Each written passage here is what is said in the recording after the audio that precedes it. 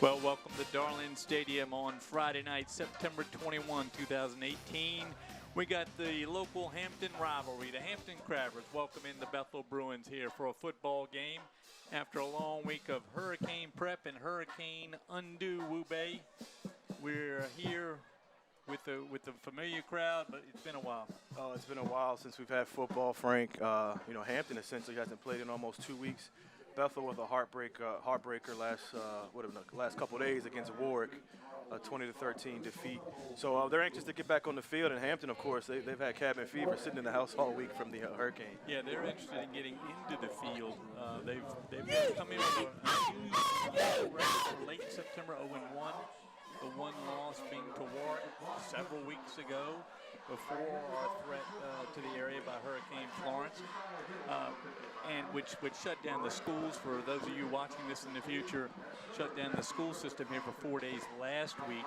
It wiped out or washed out all the games from last weekend, leaving Hampton with a 1-0 record, an incomplete game against Denby High School due to lightning earlier in the month. They didn't play that across the water rival that first week before Labor Day, so they're 0-1. And Bethel comes in 1-3, and you mentioned they played earlier this week and got beat on a last-second play. Heartbreak, Frank. They lost on a blocked field goal attempt. Warwick returned it 80 yards for a touchdown. So they're anxious. I talked to Coach Beverly before the game. He's anxious to get back on the field. It's actually to their benefit that they're able to get back and play a few days after that heartbreak loss. And again, Hampton hasn't played since the Warwick game. So they're ready to play. Like you said, it's a rivalry.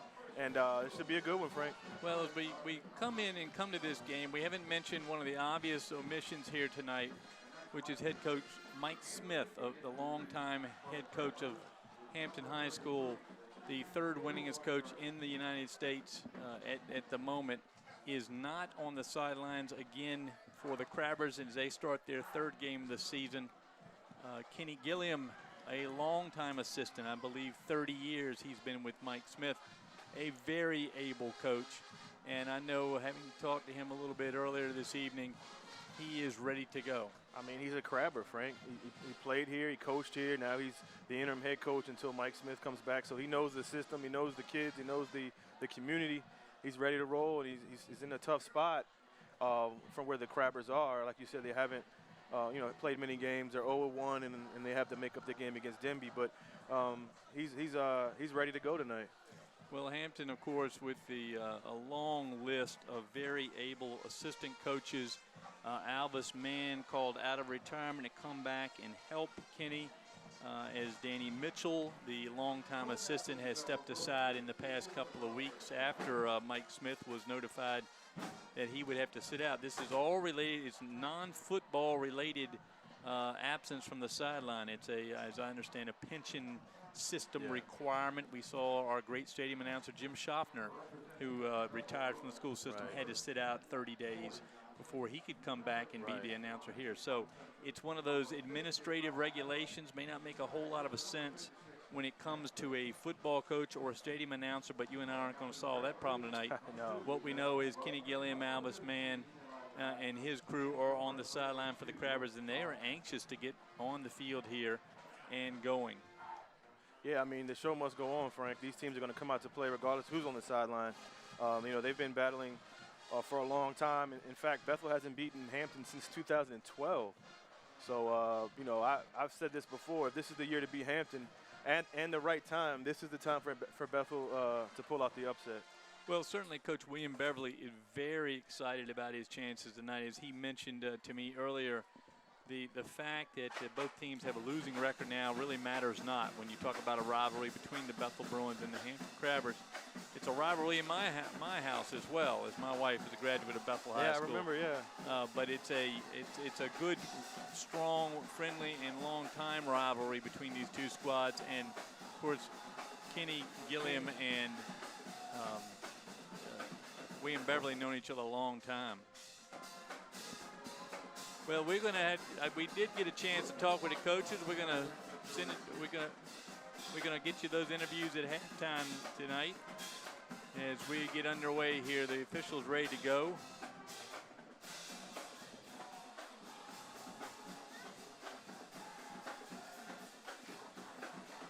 Bethel is in their white tonight, which could throw off our numbers a little bit. We've had an interesting, rapid effort to get all numbers caught up. Bethel's been here as the home team a couple times. We haven't seen them in the white yet this year, so they're in the white uniform tonight with the white pants. Crabbers in the all black uniform with the red numerals.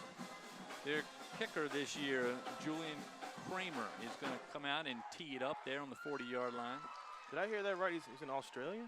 That's what I understand. Australian young man. Hampton has been looking for a kicker. They've had a history of good kickers, and Mike Husted, of course, the one that went on to the pros. But many good kickers, and now Julian Kramer steps into those bright orange shoes for the Crabbers, and we'll just about underway here. Mike Husted lives in the Southern California area with a kicking camp now, Frank, so the pedigree's deep. Good deep kick there to the 7-yard line. Pinson, Frank, at about the 5, cuts it up middle, splits 2 defenders, but he's wrapped up by the Crabbers at around the 20, close to the 20-yard line. I'm not sure he got there. Let's see. They got him right on the 20. That's a remarkable spot, but a good start for the Bethel Bruins. They're going to see the quarterback that Coach Beverly is so pleased with, Caleb Beard, coming out. He's been dinged up at that position so far, but Caleb has come on and played really well for Bethel. They have the one win over the Menchville Monarchs. They lost a tough one against the Warwick Raiders, who go into tomorrow's game, Wu Bay, 4-0 against the Phoebus Phantoms. That should be a good one right here at Darling at 2 o'clock. Big test for Warwick to see if they can continue their winning ways, or Phoebus, as Beard's in the shotgun, as he's played shotgun most of the season. That goes to Walker, Frank, the fullback, rumbling down on the far side, picks up about 7 on that carry. A good carry for Christian Walker as Bethel moves the ball forward. Caleb Beard has been a real find for Coach Beverly. And the Bruins need him, as the Tower Brewington Parker, who got the start at the beginning of the year, has been nicked up a little bit. Hopefully he'll get into the game tonight. Yeah, Coach Beverly really liked the athleticism of Brewington Parker, used him in, as he called it, the Daz Newsome effect, had him all over the field, and now they settled on Beard at quarterback. So it goes back to Walker, and Walker looks like he gets over for the first down, Frank. Good 2 carries by Christian Walker. Well, in the newspaper today, the Daily Press's Marty O'Brien picked this game as a defensive battle, with Hampton winning it 14-7. I think he's right about the defensive battle. The Crabbers last week, or 2 weeks ago against Warwick, had a real hard time moving the football, especially in the second half. Only, I believe it was 36 yards in that second half. So we'll see what they can do on offense. Right now, they've got to stop the Bruins, who picked up the first down of the game. Again, Beard in the shotgun. Jackson Griffith at center. Hikes it to Beard, and Beard gives it off to a running back. Let's check and see who that was, Frank, on the carry. Gary Vandal with a nice block there on the front line for the Bruins. Looks like that's Newton, Frank. Tyrone Newton, who's filling in for Yates, who's not available tonight. Yeah, Devontae Yates out. We saw him in a pair of shorts and just a jersey kind of curled up. That's a big loss. He's a transfer from Warwick, and one of their speed guys and great athlete. So it's going to be 2nd and 9 from the 32. Beard again in the shotgun. Beard's going back to pass. First pass of the night is complete. Oh, that's going to be a big hit, and that's going to be a flag, Frank. They could have a big emphasis on that this year, the helmet-to-helmet contact. Sure do. That was a nice catch out there by number 25, Antonio Howard. And he's hopefully he's okay. Looks like he got up and walked to the sidelines. And as you see the replay here, Frank. Let's see if they got helmet-to-helmet, or did he just get underneath his helmet? Oh, yeah, it's definitely helmet-to-helmet. That's As hit by the Crabbers, number 7. And a Crabber was engaged in the play, and then he comes over and hits him.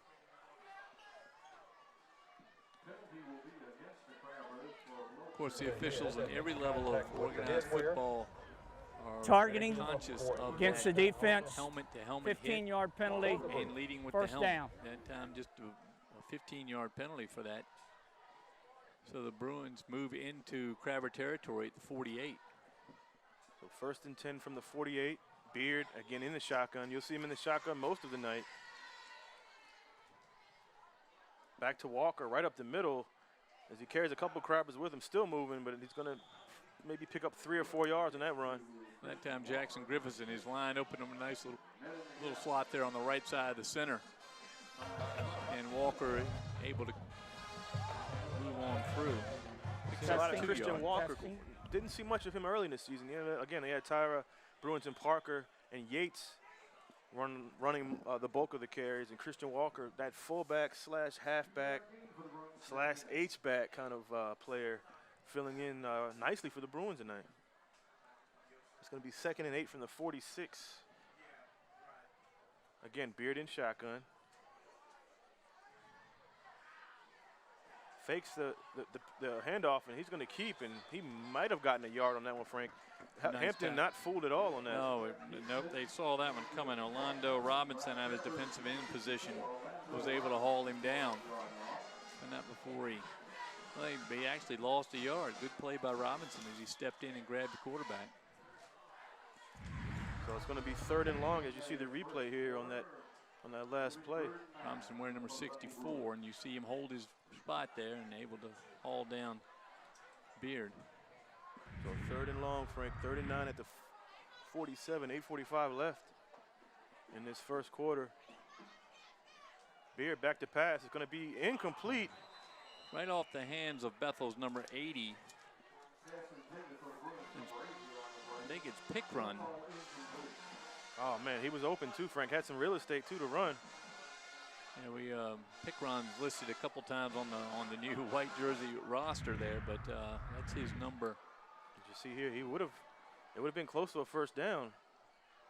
Yeah, he probably would have gotten that first down. I heard some footsteps coming or not. Yeah, that'll change your decision. Looks like Luster's going to do the punting tonight for Bethel. A short kick. Wobbler. Everything to Hampton get has out to of the get way away, of but it, it but takes it a does. Bethel bounce. And it goes it around the 20-yard line. Well, remarkably, they started the 20. What a exactly. coincidence. Yeah. So 20, So couple first downs for the Bruins, but nothing more. And we see what the Crabbers got on offense again. So it's their the- offense looked pretty bad in that second half against Warwick. Okay, it's the Max Pichakowski era, Frank, at quarterback for the Hampton Crabbers. Baseball player, played a little bit last year, but now he's the man this year, quarterback. Well, he's a junior over there at Hampton High School. We're also going to see Isaiah Banks, number 1. Yep. So they're going to do a lot of rotating. As a freshman, they like also, they're going to probably put in later on as Pichakowski Banks plays receiver as well. as so their, actually, it's not Pichakowski, Frank, you're looks right. like Banks. Banks going to take a direct snap.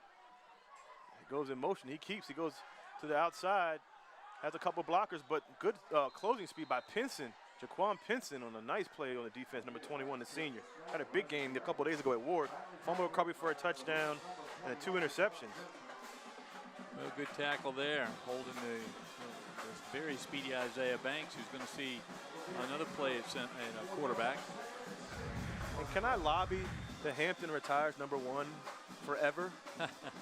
Due to Ronald Curry, you still, I mean, Well, that I'm doesn't not retire aware, numbers I in tell high you school, that.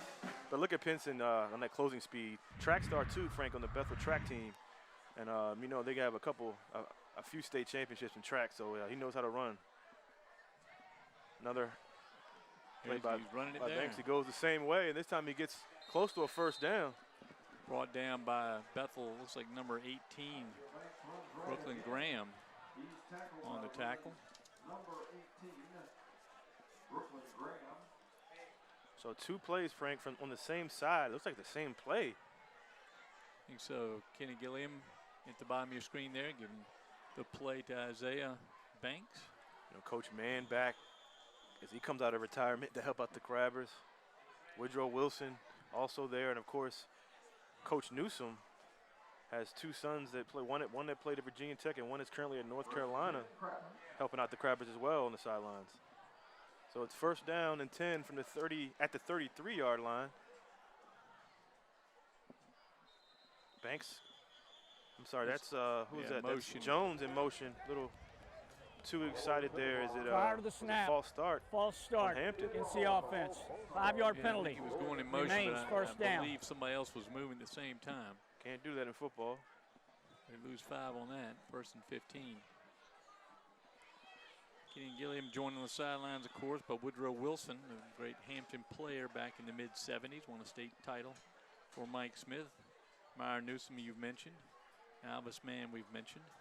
And several other younger coaches that I don't think you and I have met yet, but he's had a good staff down there today. Absolutely. So that's going to be 1st and 15 now, 5 yards back. Jones goes back in motion. He gets it, cuts it up, but Bethel's right there on the tackle. Gain of maybe 3, Frank, on that carry. Hey, Newton at the bottom of the pile, was it? No, it was like, 5. It was, no, John. Who was that at the bottom of the Yeah, pile? Newton, you're right. It Newton. was Newton, yeah. What a good stop. Second, now here comes Max Pietrkowski. So number the 12. error started a little later than we thought, but he still gets in, Frank. Well, he's going to use both because absolutely. Banks, we see how quick he is. Yes. And he's a receiver as well. So they're going to go Pietrkowski under center. Going to go back to pass, and it's going to be complete on a slant, and that's going to be a 1st down, Frank.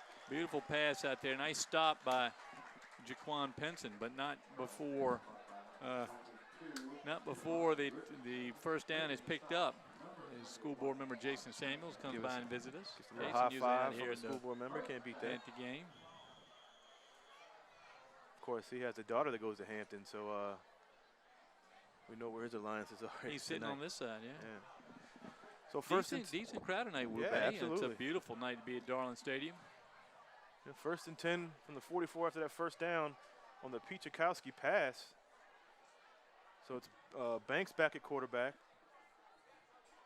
Again, Hampton in motion. Banks, not much to throw, but he's going to run. He's a good runner. He gets close to another 1st down. Yeah, it's up over the 50 down into Bruin territory. So they've now picked up more yards than they had in the second half of the Warwick game that they lost. Yeah. So they 8 on that carry, Frank. Second and 2. I think Darrell Butler's going to bring into play. Banks is going to get one as well. Yeah, Darrell Butler missed most of the season last year to a knee injury. Glad to see him back. Big loss, as I recall. Absolutely. Especially in the defensive side of things. Huge loss. Good look at the Hampton Crabbers from behind there as they line up. Looks like Banks under center this time. 2nd and 1. Good run. 1st down, Hampton. Yeah, that's Elijah Highsmith. Gets a start on the defensive side of the ball, and you see he can move the football himself down to the 40, almost to the 40-yard line. Another 1st down for the Crabbers. So both offenses moving the ball pretty well. You see Highsmith goes off tackle. Yep, Brooklyn nice Graham tackle with the tackle on that one. Yep. So Kenny Gilliam is moving his players in and out, along with the quarterback, who still in the Hampton tradition comes to the sideline to get the play. The new athletic director, Richard Fortune. And of course Kevin Davis, who I was told is retiring after this year. So goes inside, and Jackson Griffith is there for the tackle for loss. Griffiths is the big body for the Bethel Bruins again this year, number 56 there. Takes up a lot of space. Interesting note. Guess who his chemistry lab partner is? Who's that? My daughter. Oh, my. Well, so she gave me a lot of insight on this game because Jackson was telling her everything about how they can win tonight. So any truth to her saying she has to carry him through chemistry? Or is he carrying her through chemistry? Might be a little bit of both. Because they can't ask me because I don't know anything about chemistry. Right, I was going to say, don't come to Dad. Yeah, don't That's ask not me. 2nd and 10 on the 41. As it goes a fake, as Butler keeps. And he's going to do a little stutter step, but Bethel's there. Good play by Bethel. It's going to be a 3rd and long. It was a good play. A little slow developing there for Banks as he tried to go around the corner. Could not get it. Bethel recognizes it right away. So 3rd down now, and we'll see if Pietrkowski comes in. He looks like he's going to go in. There he goes. Another passing situation. The last time he was in, he threw a nice slant for a 1st down. We watched both of them throw the ball. Banks is a little younger, a little less experienced at this level. This is no surprise, Frank. We were told they both would play. You know, going to practice the other day. They practiced this, so it's 3rd and 7 from the 37 as you have Highsmith, and it looks like Banks in the backfield as Hampton's going to have to call a timeout. That time the receiver's a little confused. In particular, Jones was not set or settled on the play. So timeout taken by the Crabbers here. 2:52 to go in the first, no score. Frank Edgar and Wube Gabre coming to you from Darling Stadium on a beautiful night for football here in the fall. We got a few more games we're going to cover this season. Got the Lake Taylor game just next Thursday. It's going to be huge, Frank. September 27th. Lake Taylor visits Phoebus right here at Darling Stadium, a 7 o'clock start. And we want everybody to come out for that game so we can pack the stadium against that Norfolk team and that very successful program. Lake Taylor's had a very, very good stretch of winning football for the last 10, 15 years and played some memorable games against the Phantoms, and Wube and I thought this would be a fun game to do, so we're going to do that on the 27th. Then Denby comes in to play Kickintan on the 12th of October, and then we follow that with Hampton Phoebus the next day, Saturday, the 13th of October at 3 o'clock, or excuse me, 2 o'clock. 2 o'clock on a Saturday, October 19th, Woodside from Newport News comes and visits Hampton. So quality games this year on LSC. Pichikowski back to pass, and Bethel is not fooled. They're all over it, and he's dropped for a loss. No, not fooled at all there. Good tackle that time. It looked like Bethel's number 58, Carter. Again, we're working with these numbers. Yeah, Aaron Carter had him. I thought that was slow. Like you said earlier, Frank, when Hampton, the play before, when Banks had that slow developing play, I thought that was really slow in developing. When Pichikowski goes back to pass, Bethel was all over it. Well, they're going to force the punt. So far, no surprises about what they're doing with the different quarterback. So back for Bethel, number 21. And it's going to be it's a false start on Hampton. Yeah, it looks like it's like that's Michael Davis punting, Frank. Davis, 5'10", 205-pound punter. These numbers live can be quite challenging with the red numeral on the black field. Sebastian Janikowski-sized punter. Yeah, he's a big kid. See if he can put a foot into it here. Pinson back on his own 18. High snap. He gets it off a little low. Pinson is going to let it drop and wisely lets it go. It's going to go right around the 20 where they started last time. So no harm, no foul there as the Bethel Bruins stall the Crabber drive into their territory, and they pick it up again from the 20 here with 1:59 to go in the first. And Pinson, one of Bethel's playmakers, had a huge game. Like I said earlier on Tuesday, Frank, 2 interceptions, fumble recovery for a touchdown. They're going to need him to step up tonight. So we'll see what Caleb Beard has up his sleeve here for his second set of downs. Caleb, we watched him come on a couple of weeks ago where they started putting him in, and he was passing almost every play in that game. Now he's settled down. You see he's doing both. Huge step from JV to varsity, Frank, once you move up the ranks. It's going to be a run. That looks like that's Howard going outside. He might have lost a few yards on that run. Antonio Howard doesn't pick up much there. Crabbers read that one. Take them back to about the 11-yard line, loss of 4. Excuse me, to 16, loss of 4. The big Jackson Griffiths, number 56. You see him anchoring the line for Bethel. Named the captain this year, Frank, which is an honor for a junior. It's been a 3-year starter for the Bruins. We got to see the Bethel Bruins play against that good line of Kickintan earlier this year. Yep, 14-8. Kickintan pulling that out. This time it's another run. It goes on the other side, and Hampton is not fooled by that. Great play. Great tackle out there. I'm going to say that Robinson again making the stop. 64, mighty quick for defensive end. Yes, as you can see on the replay here, Howard can't get outside. Good tackle too. Good structure on the hands and bodies him up and rolls him down. So 3rd and 20, Frank. Dangerous situation.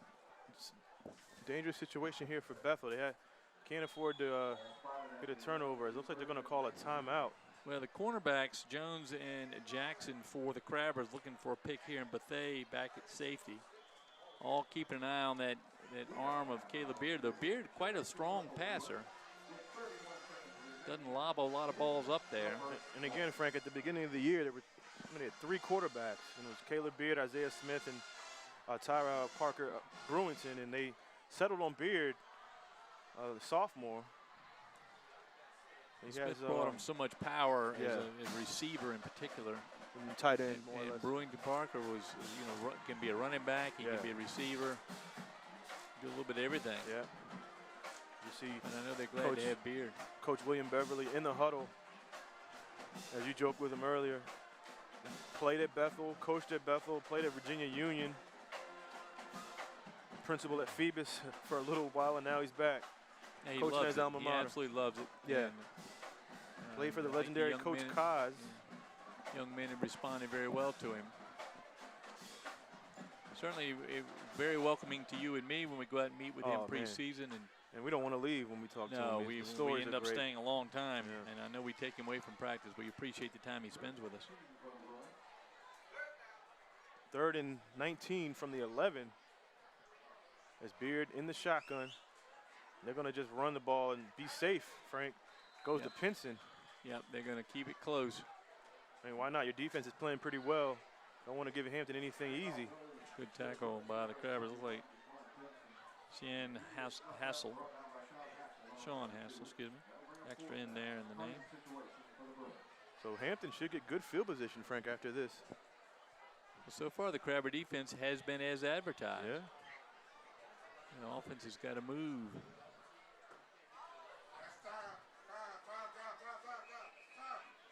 And that's going to be a great clock worker up here tonight. Herman Drone working with just 1 clock, so he's already his pay has been cut. He's trying to get some TV time by yelling. He's yelling to try to get some TV time, Frank. That's what it was. Yeah, he's become a big part of our show up here, Wube. Oh yeah, Drone has been part of the show since the inception of our broadcast. He's been up here for a while. We got the full crew with us tonight. Andy Foley and team in place. Glad to have everybody here.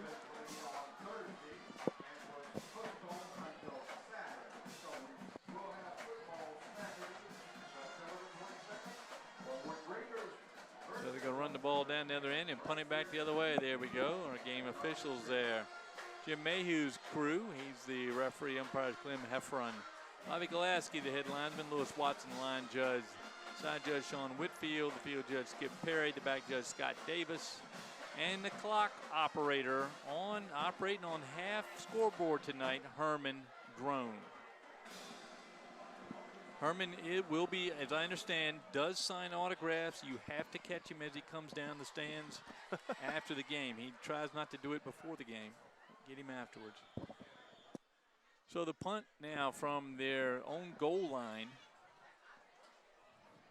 Going to be Luster again, and they're coming, almost blocked. Pretty good from Luster's account to get the ball off. As Bethel's right there, but the Crabbers are going to get good field position at the 35. Nice return there. I think that was Banks on the catch and return.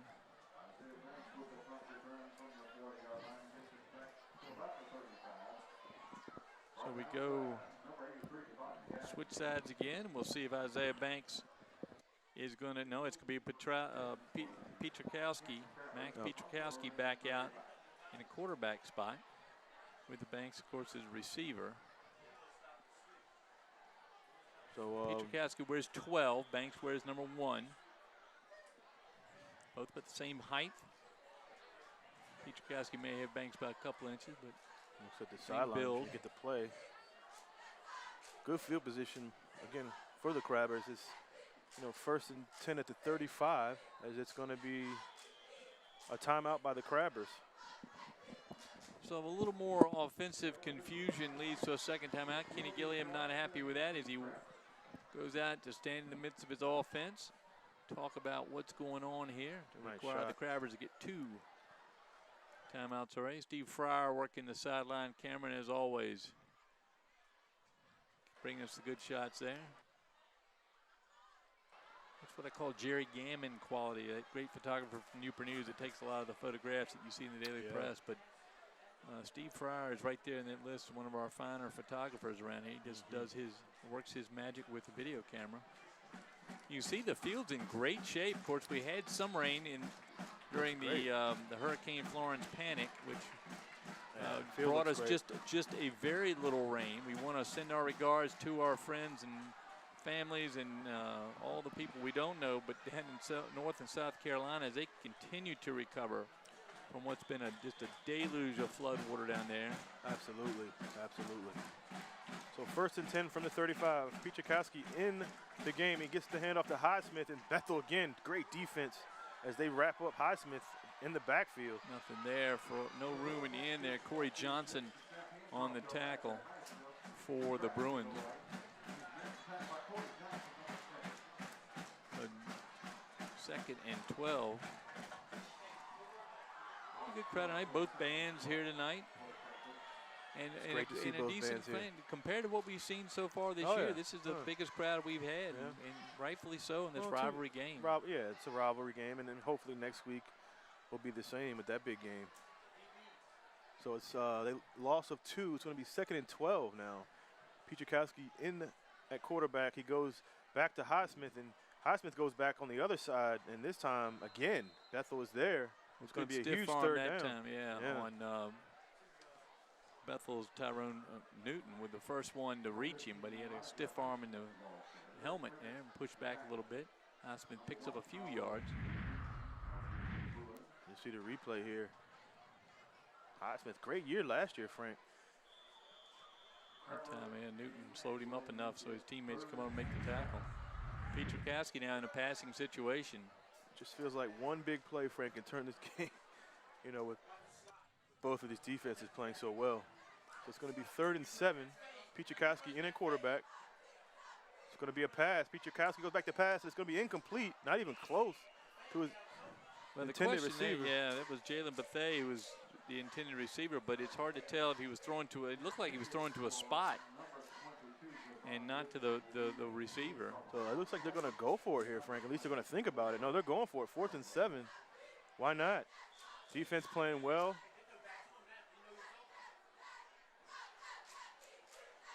Pichakowski stays in at quarterback.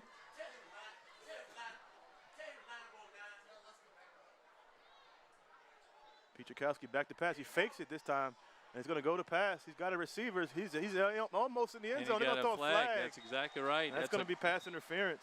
The pass was right where it should have been. The receiver was right where he should have been, but the defender had his back to the quarterback. And they're going to call that every time. Yep. So a good play by the Crabbers. They pick up the penalty yardage. It'll give them a 1st down. Yes. And, of course, in high school, it's only a 15-yard penalty. But that's enough for a Crabber 1st down. And they'll take it. You see, it's a good pass. Pichakowski takes his time. Steps up in the pocket, too. And you see the receiver is slowed just enough. Yeah, Pinson never turns around. If he turns around, it's a good play. Also in the coverage out there. Number 85. Luster, of course, he's got 3 numbers on this list. Goes back. Looks like that's at number 2. That's Earl Butler. Butler. So that momentum, that's, again, the big play, Frank. And all it takes is one big play.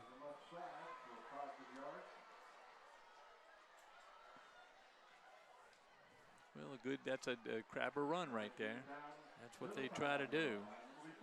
Pass has always been a second option, except when we had passers like Tyrod Taylor and, well, even Michael Vick and Ronald Curry in the league. Yeah. Most teams go with that run first. Absolutely. In the Peninsula District. So 1st and goal for the Crabbers, and it's close to the goal line. It's going to be stopped around the 2. Nice hesitation that time by the back as he was able to eke out a few more yards. A hill on the tackle. Speaking of Tyrod Taylor, Frank, I am sporting the new Tyrod Taylor glasses. I wonder what had the little sticker. You still have the sticker on them. It's still it's a promotional. There you go. Look here, at the camera there. You see? Yeah. Tyrod probably still has a headache after last night, but his team got a win. Yeah. Yeah. So go check him out. Well, Tyrod send out Taylor regards collection. to him. Yes. And yes. What a. Yes. But he's done well with Cleveland. They probably should have 2 wins in addition to the one they got last night. Should. And we'll talk about kickers later. So There's Pichakowski dives in. Looks like he's got a touchdown. Yep, that touchdown time just Hampton. fell right over the center. behind Messiah Marrero. And Pietrkowski has the first touchdown of the night for the Crabbers. And that big play was a fourth down. Yeah, a little pass interference. And now Pietrkowski going to hold for Kramer. They're going to kick the extra point. Here, Max just takes his time and then dives in, sees the goal line and makes it. Nice block out there by the Crabbers 57 as well, Michael Davis. So now Kramer out of the hold of Pietrkowski. It looks good from this angle. That's good. And it is good. 7-0 Crabbers here. 9:05 to go in the second quarter.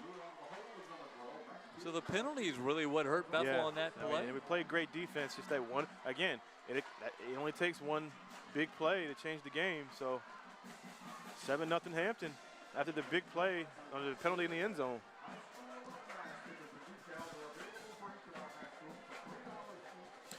And again, this is how the Warwick game started, Frank. They went up 7-0, and Warwick went on 16 unanswered points. So let's see if Bethel can put together something and get on the scoreboard.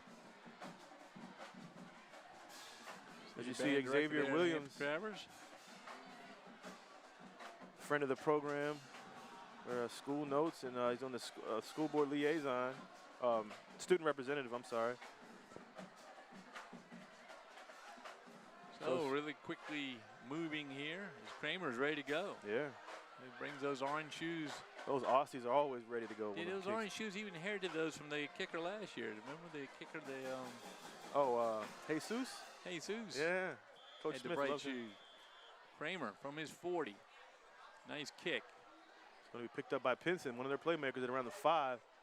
He's hesitating, trying to find some blockers, and he's not going anywhere. Hampton's all over him. Well, it was a good effort by Pinson, but the Crabbers swarmed him, and the blocker was a little bit reluctant to block in the back, and you could see it. So the Bruins are going to start back on their own 13, it looks like. This is their worst field position. Got to get something going here, Frank, especially in this side of on the field. 7-0 Hampton.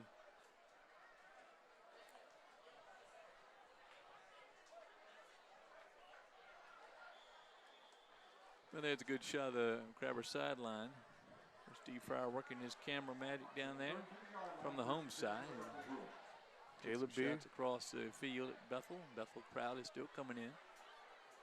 Caleb Beard in at quarterback.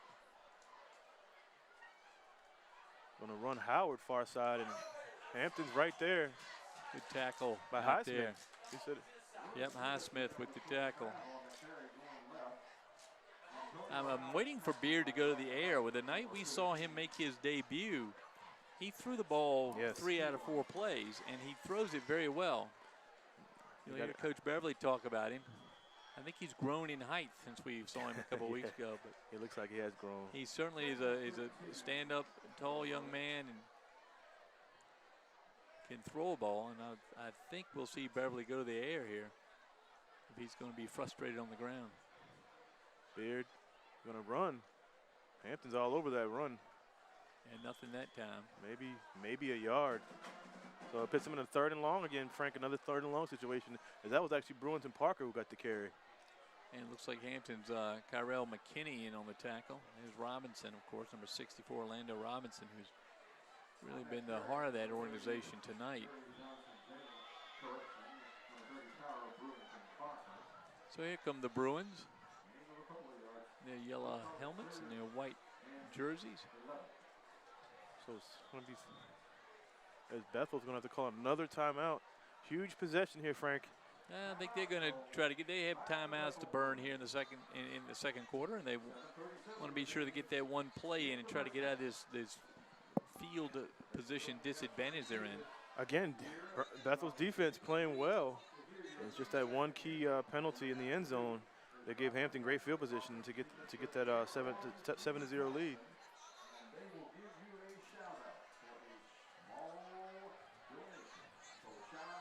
See Steve getting a shot there of the that's up top camera, isn't it? Getting a good shot across the field. Jackson Griffiths there, number 56. See him 51 tonight. We'll try to get you these numbers because, again, the white jersey and the green jersey, that's Josh Harrod, who whose number we call a lot Yeah. in the 2 games that I've seen Yes. him in. I got to spend a night Wu-Bei spotting for Jim Schaffner here. Oh, yeah, I Bethel. remember you told me. Can't remember who they played that night. And I think but I was actually at Todd that night. Kickingham, I It was guess. is who we Kickingham did, but- Woodside. And I was watching Warwick That's right, Hampton, Warwick over Hampton. Todd. But that was so much fun sitting with Jim, who's just a terrific stadium announcer. So it's going to be 3rd and 10 from the 13. Beard back to pass. He has pressure. He throws it up. It's going to be complete to Luster. Luster's still on his feet.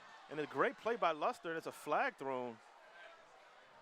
I'm not sure. It's on the over other here side on of the this field. It might sideline. be it's probably a sideline warning.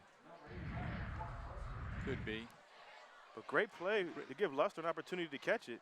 Well, in good position by Luster. Look at him body up. Maybe a little bit by the defensive back going for the pick. Hard when you get behind the receiver. If you go through the receiver to get the ball, you get called for interference, as we've seen tonight. Sideline warning was the call, Frank.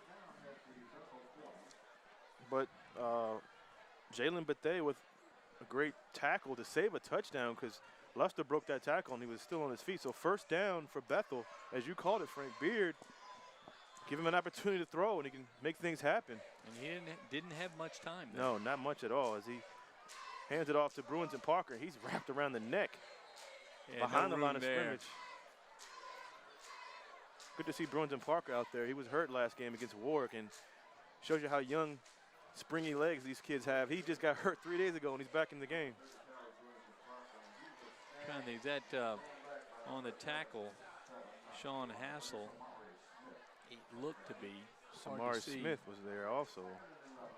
So loss of 1 on the run by Bruins and Parker. 77 tonight. As you see the replay here.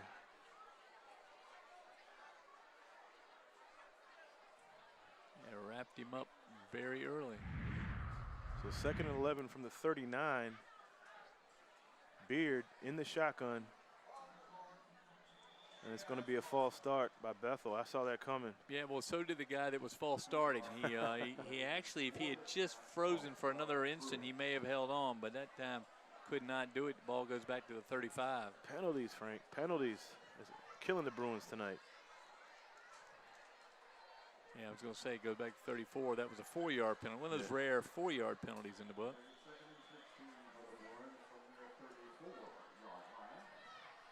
So 2nd and 16 now for the Bruins. Beard back to pass. He's going long. Another pass is incomplete. Looks like it was intended for Howard. That time Howard didn't help him out too much. Yeah. He stopped a little bit early, maybe at the spot, and the pass was overthrown a bit, and he got facing the quarterback and couldn't back up quick enough. So no completion there. 3rd and about 15, almost 16 for the Bruins. You see that huddle with Bethel? Young with Beard coming in and telling them what they're going to do. He's wearing 14 tonight. For those of you with your Bethel green jersey roster, throw that out for tonight. Well, save it for the next time. Beard back to pass. He's going to have to come out. Not much of a runner, but he's going to get out of bounds. Well, no time for Caleb Beard even to see downfield that time, and not much he could do. Beverly trying to get the punt team on the field, and he'll talk to his quarterback. So nothing doing for the Bruins there. They're going to have to punt the ball away. Isaiah Banks goes back for the Crabbers. So it looks like Bethel's going to have to maybe try to manufacture something on defense, Frank, as they've been doing a pretty good job of turnovers this year. Well, they played Warwick as well as anybody could play them last month, just 4 days ago. Absolutely. And gave up, what, a blocked field goal for a touchdown to lose it. Less than a minute left in that game. Good pump by Luster. It's going to be, lucky for Hampton. It goes out of bounds. Ooh. Banks says that thing goes right through his arms, right down his leg, and out of bounds. You're right. He was very lucky that ball didn't go forward, as the Bethel Bruins, by that time, had gotten to him. He had plenty of time. No pressure, really. Very dangerous there. Took his eye off of it for a minute.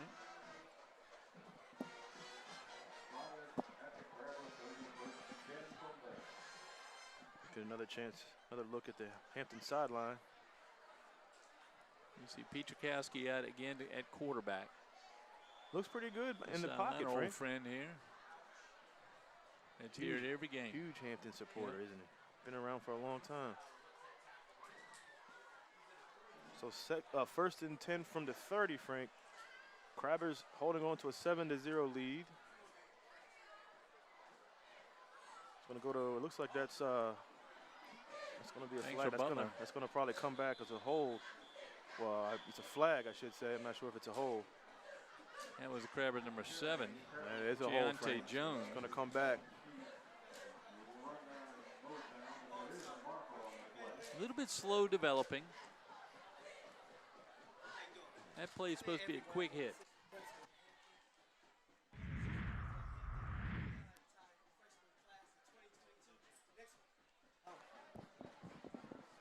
All right. So that's going to move it back a good deal.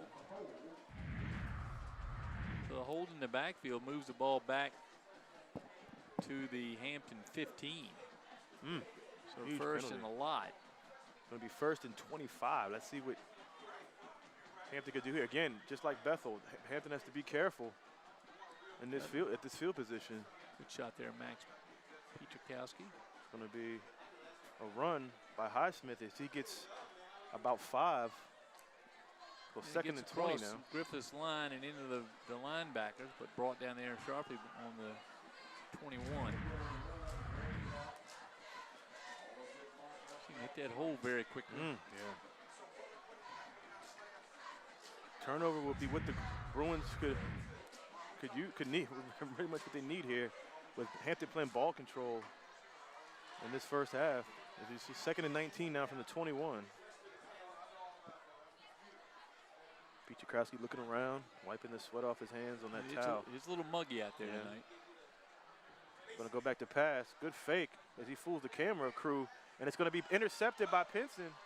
That's the turnover that Bethel was looking for. Well, he sure threw it right into the Bethel defense. 3 defensive backs covering the receiver that time. And that's Pinson's 3rd interception in a week, Frank. The playmaker that we were talking about at the pregame, he needed him to make a play, and he makes a huge play for Bethel. And he's greeted with great deal of accolades over there on his sideline. So Bethel with great field position now at the 22, it looks like.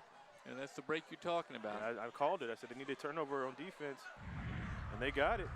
As you see Pinson, he read the play. As he just steps right in front of it. They're going to run with Howard, and Hampton's all over it. Maybe a gain of a yard on the play. Yeah, the defense has been strong as anything. That time the run to the left side was no gain for the Bruins as we were watching the replay. 7-0 Crabbers, 4:39 with Bethel knocking on the door here. Caleb Beard comes in with the play. Big number 55, Josiah Hill there. Back to you on the huddle. Christian Walker wears numeral 6. No gain on that play, Frank. 2nd and 10. Beard in the shotgun. Back to pass, and it's going to be deflected, and it's almost intercepted. He almost caught his own pass. Tried to knock it away.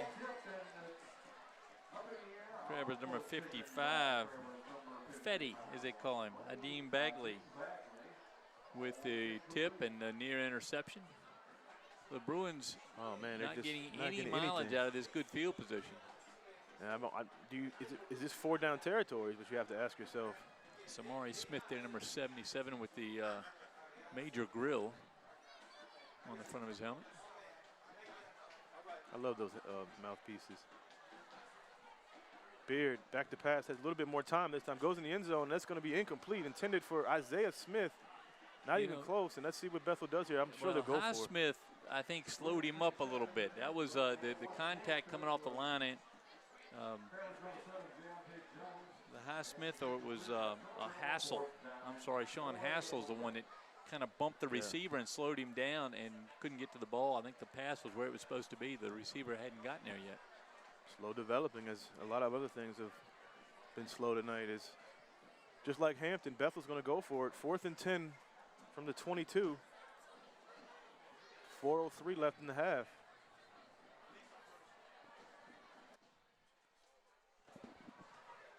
Beard back to pass. It's going to be a incomplete pass, and he was open. He was open, short of the first down marker, but open. Oh, he would have had it. But I think he may have slipped.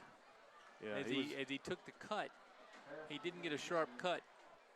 Oh, and didn't get back to where he was supposed to be. Ball looked like pretty well thrown. Yeah, he was open. So Bethel nothing on the off the turnover. They go back on defense. That's going to end up haunting them in this game when you Yeah, get a turnover that deep into enemy territory. You got to capitalize on that. So here come the Crabbers again on offense. Bruins defense ready for them.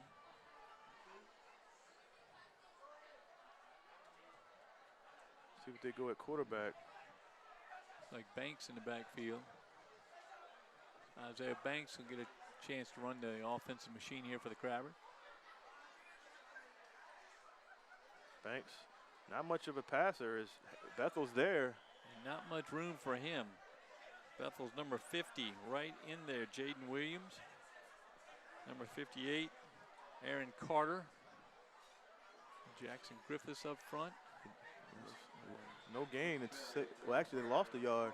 And Bethel with one timeout. You wonder if they're going to try to maybe use some of those timeouts to get if they get the ball back. It's a fast-moving game, Wube. Yeah, a lot of runs and not a lot of incomplete, not a lot of passes to begin with, but no incompletes. And most of the runs have been right in the middle of the field.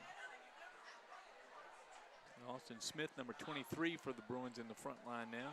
Another run. Bethel missing tackles, and it's close to a first down. A good effort. You see Banks' ability to see the holes develop and just adjust. It's a good job by the young man. He's going to take his shoe and go home. He'll come to the sideline, and so Max Pietrkowski is going to come in for third down. 3rd and 2. At the Banks 30, gets his shoe on. 2:50 and counting. Another good game, Frank, here in LSC as we go into the season. 7-0 Hampton.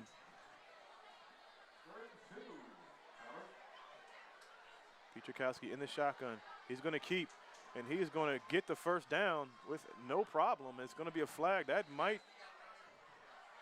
And there's a hole back here, man. I think, on the Crabbers, number 7, Giante Jones. And now he Pinson. and Pinson were locked up. And Pinson is down, Frank. The two of them were locked again with each other, and Pinson's down. That's not. I think the flag's going to be on Jones. We'll see here. That's not a good sign by. Yeah, it's a hold on Jones. He's not happy with that, and Pinson down, and Bethel's not happy about that. Pietrkowski had the first down, but the penalty's up here at the 43. It's a pleasant night to be sitting in the stands, but it's that mugginess that you can you get sweaty real quick. Not a good nice sign move for by Bethel. Max Pietrkowski as he makes the first down, but the play, the hold is about 5 yards to the west of that play. And you think about it, Frank. Bruins and Parker out, Yates out, and now another playmaker for Bethel is limping off the field. You say he had three interceptions this week with the two I just hope he can get it together and get back, but it doesn't look good. No, that's a right leg, and I don't think it's a cramp. Well, we'll see. We'll see. It could be. Yeah. I mean, like you said, it's a muggy night. Medical Arts Academy, headquartered at Bethel, isn't it? They bring in the 12th graders and get that thing fixed up for him. Let's see what the flag is. No flag, Frank. First down. Oh, it's a hold. No, they said they waved it off.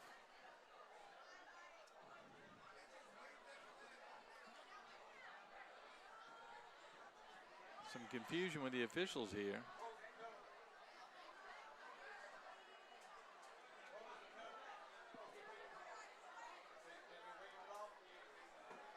So first down Hampton. They waved off the penalty. Waved off the flag. Well, that's the question. So I'm surprised. There was no doubt that the official dropped the flag and pulled and said to hold against Hampton. They waved it apparently off. They did pick it up. And Pietrkowski's got his Crabbers back to the line, 1st and 10. Pietrkowski with a run. Oh, he has more speed, a lot of speed. He's going to get on the far side. And good run by Piechakowski. He gets to the 30-yard line of Bethel. Chased down by the Bruin number 18, Brooklyn Graham, but not before Piechakowski picked up more yards in one run than the Crabbers picked up in the second half against Warwick. Anytime you're right. they go over 36 yards, they do it. But that's a great addition to the Crabber offense. Because as we've noticed, they don't expect him to run. Yep, and you see the misdirection and good block. You know, Piechakowski got in a couple times last year when they had two senior quarterbacks. Yeah. And he got to carry the ball or pass the ball a couple times. This is huge for the Bethel defense here, Frank. Banks yeah, complement each other very well. If they can put it in here, that puts Bethel in a tough situation in the second half. This is Hampton in motion. Goes to that same side. They like that side over there. And Banks is picking up 4 or 5 yards every time he goes to the right side. Grabber number 60, Messiah Marrero, the center. The guards Amir Folks and Michael Davis. The tackles Dean Bagley, or Fetty as they call him, and Alfonso Muckerson. Now Banks will come off. He looks a little bit like he'd use some Gatorade maybe. He's played, you know, punt returner. Yeah, he's done a been lot. A receiver. He's been the quarterback, run the ball several times, give him a cold drink, and get him back in the game in the next play. Piechakowski in his shotgun. Second and 7. Well, it's going to be a flag. Piechakowski again with a good run, but let's see if that comes back. That's a shoestring tackle out there by Antoine Luster. Oh, it's a legal shift against Hampton. Crabber coaches are not happy with the organization on the offensive side. It had to be out with the receivers, right? That were shifting. I think so, yeah. Meanwhile, Max Piechakowski showing something that he has not shown yet. His ability to run. Haven't seen that all season. There's no expectation for him to run. And between him and Isaiah Banks, that's quite a combination. Absolutely. If both of them are a good runner. They almost cost them 5 extra, but they got that correct. They put it back, yeah. So second and 12, Frank, from the 36. It's about second and 14, according to where the ball is and where the sticks are. There's some confusion here. You know, the officials, there was one game played Monday night, which was up at Todd Stadium on Tuesday night. Bethel and Warwick, but everybody else been off for a week and a half, 2 weeks. So second and 12 from the 33. Piechakowski back to pass, and they can't get him. He escapes, and another hold, Frank, another flag. I don't know what the play is. I'm sure it's a hold, though. It's in that area of holding. He's got more yards been brought back on the ground than he's gotten when he's counted. They call another hold. That's going to upset Kenny Gilliam because it's the second or third time we've seen that call. And you know, this would have been huge. Hampton gets the ball in the second half and have an opportunity to score here, but as you see the replay. Now it took a while for him to go. There's a. Well, it looks like Jackson Griffiths was held. I'm going to say 52. Yeah. So that moves him back 10 more yards.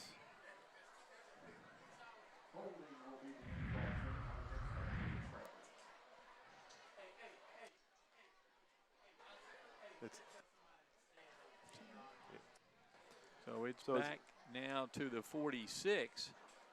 Crabber's moving the complete opposite way of the way they want to. They just can't afford any turnovers here, though, Frank, to end the half. Piechakowski's picked up about 60 yards. It doesn't count. So he stays in. It's second and 22 from the 46. Well, the running plays have worked for the Crabber. Yeah. Now they're going to go to the air to try to pick up 30 yards. Piechakowski back to pass. He's going long. And it's going to be almost intercepted as two Bruins bump into each other. Yeah, but it's a great play by the receiver. To knock it, to knock it down. Free. The Bruins were all over that. It was Jalen Bethea, it looks like to me, that was the receiver that time, 23. And he knocked away a surefire interception for the Bruins. So third down now and a long way to go. Let's see what Hampton's going to take their final timeout with 8 seconds left. It looks like it might just be like a Hail Mary play or something. Well, they get the 7-0 lead. Kenny Gilliam, I know, wanted more. The penalties have just killed this drive for the Crabbers. But the Bruins have to be pleased, I think, going in the locker room down only 7. I mean, you think about the key play was that pass interference call in the end zone. You take that away, Frank, and it's still 0-0 because there was a 4th down. So, you know, again, like we talked about, one big play can determine this game, and so far that was the big play that Hampton needed.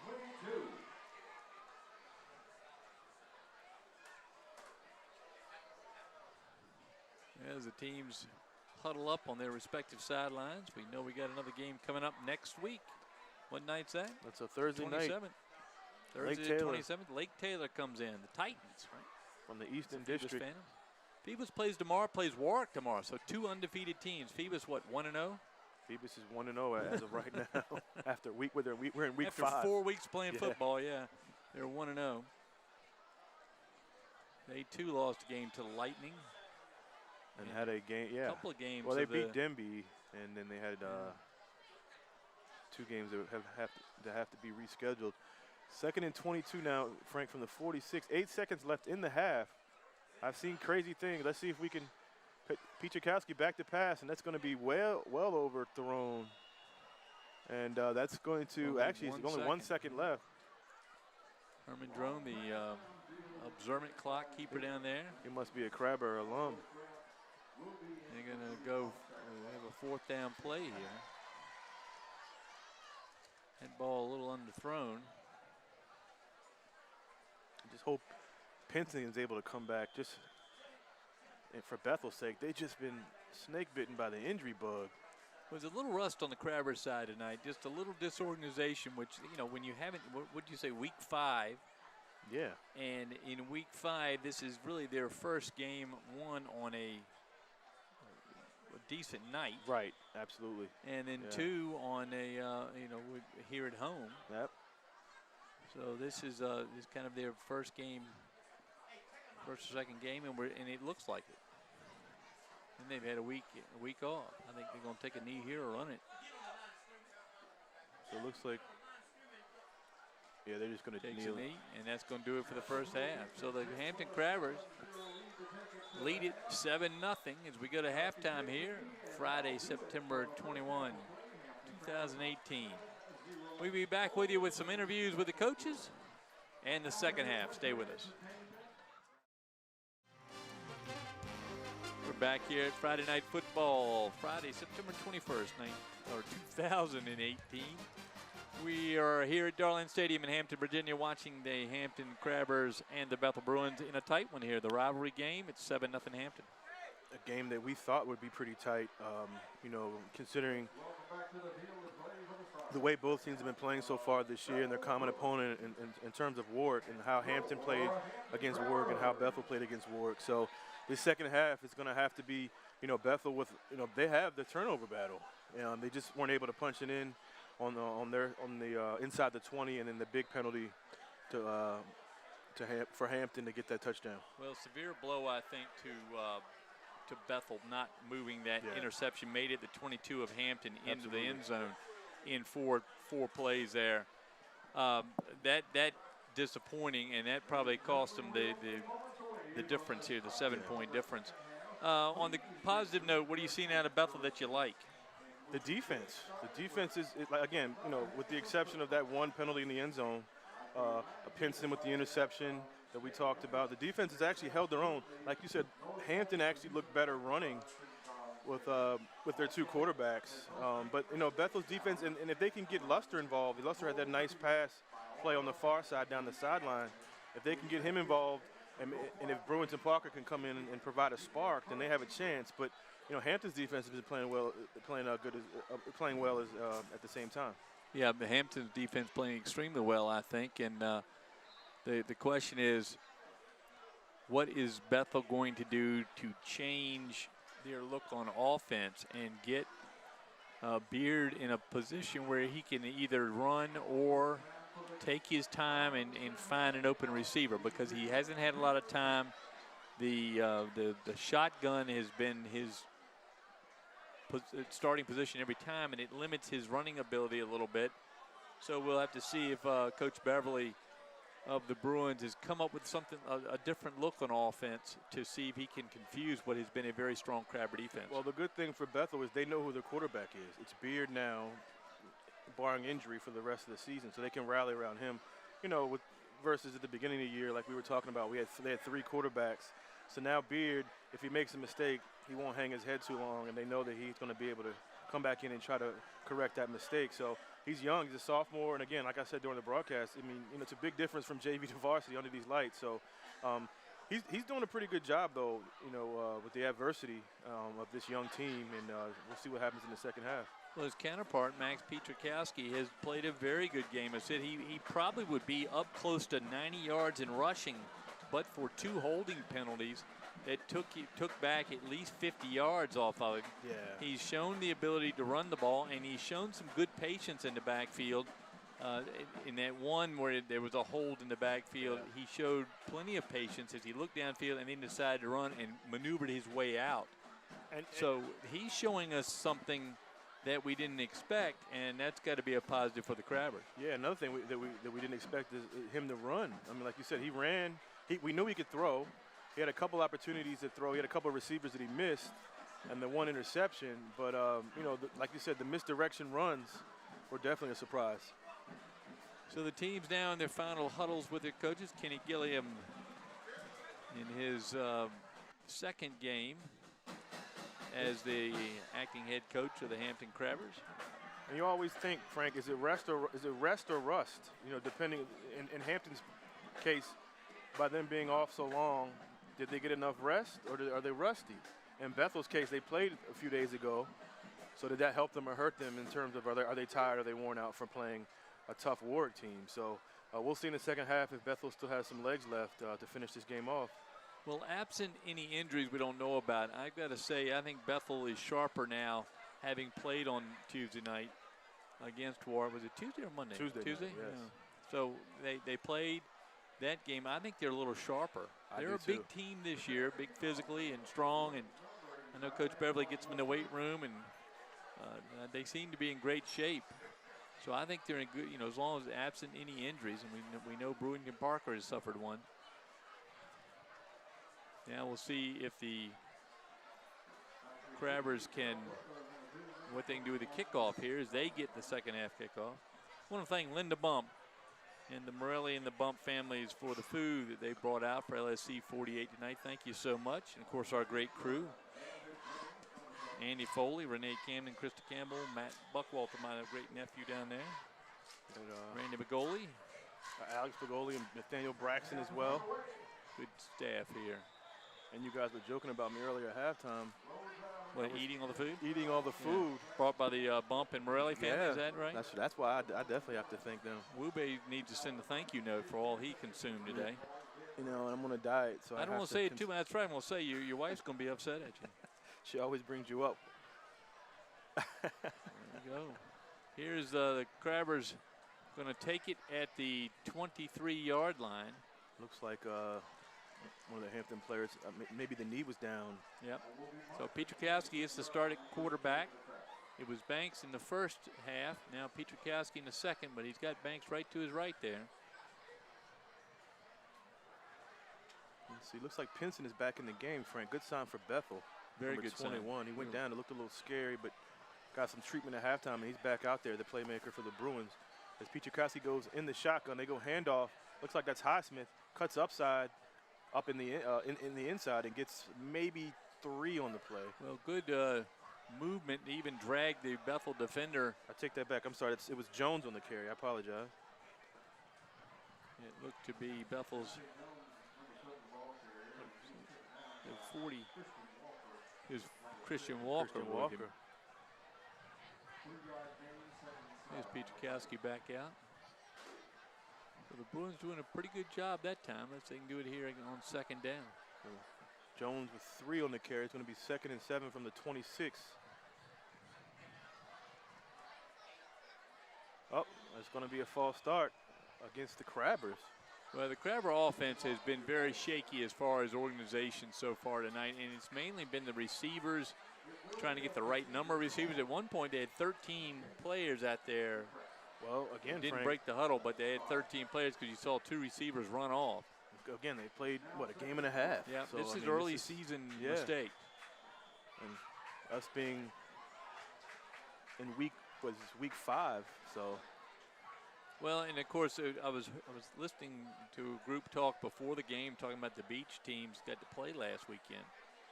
Because they Teams lifted played, they played Tuesday and Wednesday. They don't have that same restriction. Pitcher Cows with the pitch to Highsmith as Bethel's defense couldn't wrap up, and it's going to be a good play by the Bethel defense. Jackson Griffith in there on the tackle, along with a couple other Bruins. Nice slow down out there.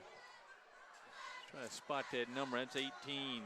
Brooklyn Graham, who's played a strong game on the defensive side of the ball tonight. I think he gets the first leg on him. There's Graham right there. He slides off, but good containment too on the pitch. It's going to be a tackle. 3rd and 7, Frank, from the 26. Aaron Carter on that tackle for the Bruins. Here comes the Crabbers. Marrero, excuse me, over the ball. What's this here? Whistle's blown from the back corner over on the Bethel sideline. Clock's up here early in the 3rd quarter, 10:46 remaining, 7-0 Hampton. Good shot there of Messiah Marrero, the center for the Hampton Crabbers. 57's Michael Davis, the other guard, Amir Folks.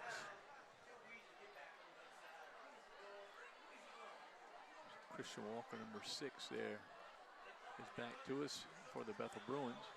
So 3rd and 7 from the 26 in the shotgun. Pichakowski is going to go to a run to Highsmith, and he is going to be stopped short of the first down. Good play by Bethel. Real good tackle up there in the front. That's number 62, Darrell Taylor, with the big grab and able to slow that down some. So again, like we talked about at halftime, the Bethel defense is here. It's just a matter of them punching it on offense or making it, special teams or play on defense. You see the replay here.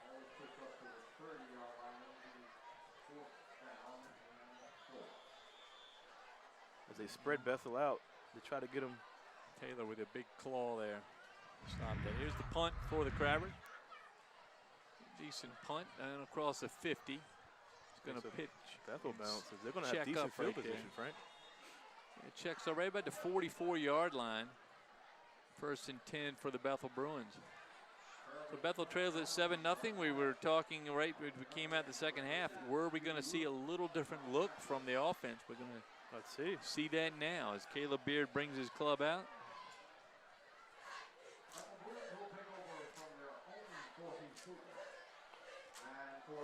Great dulcet tones of Jim Schaffner's voice echoing across the stadium, although not near as many echoes tonight with the good-sized crowd here. Jackson Griffiths tees it up. Big Bethel center. It's going to be a handoff to Christian Walker. That's how they started the game, Frank. Walker on a couple carries. Well, they started a little better than that as he gets hit right there. It's like Smith for the Crabbers. Sean Hassel, number 55, also Fetty Bagley in on the tackle. Get a good look at the crowd, Frank, here at Darling Stadium. Good crowd, as you said earlier. Good crowd. That's the Hampton side, obviously. Good, large crowd for the Bethel, on the Bethel side tonight. So a gain of 1. It's going to be 2nd and 9 from the 45. Beard back to pass. Has decent protection. It's going to be an incomplete pass intended for Isaiah Smith. They're going to throw a flag. And there was a flag out there, and I couldn't tell who grabbed whom. I think that's Jones on the ground again, isn't it?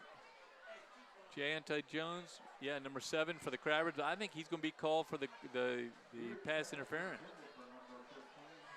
As somebody had his jersey. Yeah. Interference on the Crabbers. It's going to be a first down for Bethel. As again, Beard going down the field looking for his tight end. As Isaiah Smith was one of those quarterback candidates. Now playing tight end. So first down Bethel at the 40 of Hampton. So the Bruins into the Crabber territory, I believe, for the third time tonight. Yeah, their best field position was about the 22, and they couldn't get anything brewing there. Pardon the low pun. snap, as it's going to be complete. Oh, he's lit up, but Bruins and Parker holds on to it as he comes back in the game, and he's the spark that I talked about. Maybe he can come in and help him, and he got a great catch. Looks like it's a gain of 8. Yep, he got stuck pretty good. He held on to it. It's a little dinged up. That may not have felt good, but he picks up plenty of yards. Nice throw from Beard. Beard starting to warm up, Frank. You talked about it. How would they change in the second half? Gain of 8. It's going to be 2nd and 2 now for the Bruins. Going to go to Christian Walker. He gets the first down easily. Walker's like a center block running the ball out there. That time he picks up a couple all on his own. As he plows in that line. So first down for the Bethel Bruins inside the Crabber 30. Good drive now for the Bruins as they picked up a couple first downs here. One on a penalty. Yeah, you take them where you get them, and here come the Bruins again. Beard brings them up. So it's 1st and 10 from the Hampton 29. A little close-up action there. Beard this time goes to, looks like Newton on the carry. He gets about 3 or 4 yards, and he's still up. And they're going to have a little pushing match. Well, it's good to see a little pushing match. They did 2 rival teams, and I realize it. I hate to go back to Jerry Seinfeld, and now that you root for a group of shirts. But it's good to see both teams out there pushing and shoving, trying to get this game won. Bethel would like to tie it up. Again, Bethel hasn't beaten Hampton in about 6 years, Frank, as you see Newton with the handoff. So that's a gain of 3, 2nd and 7 now for Bethel.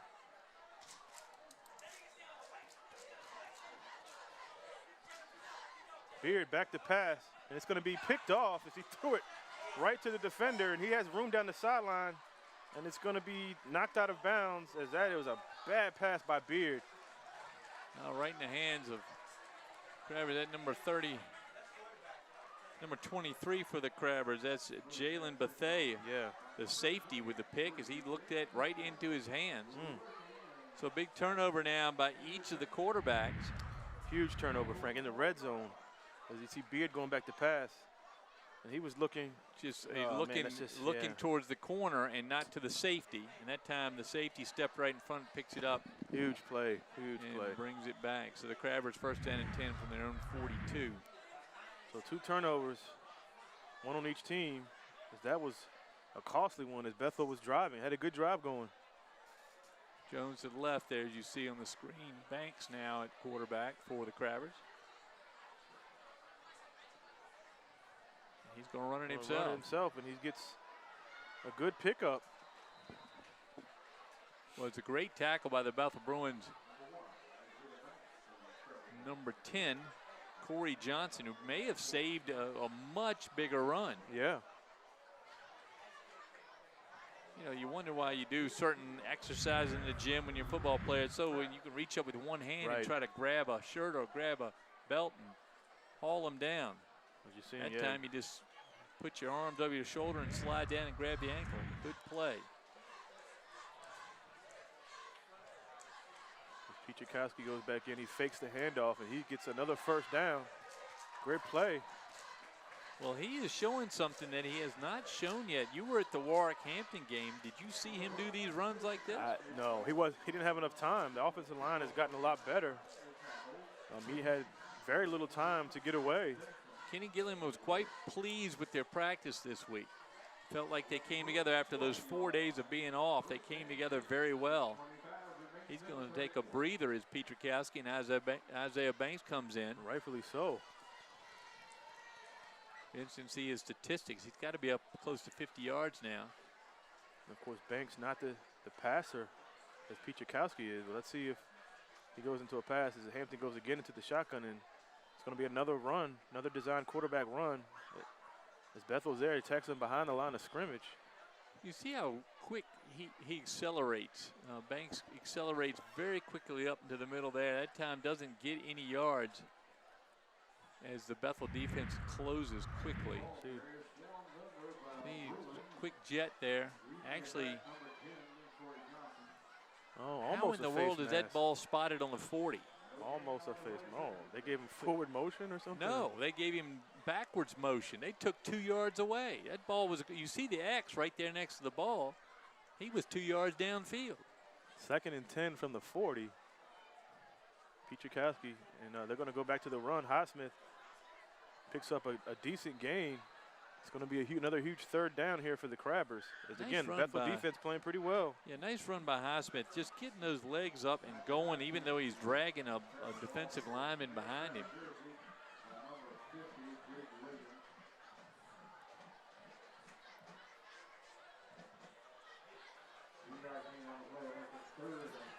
So 3rd and 5 now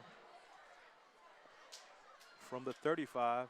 Might be 4 down territory for the Crabbers, Oh, I would think so with a 7-0 lead. especially the way their defense is playing. Pichakowski's got him again.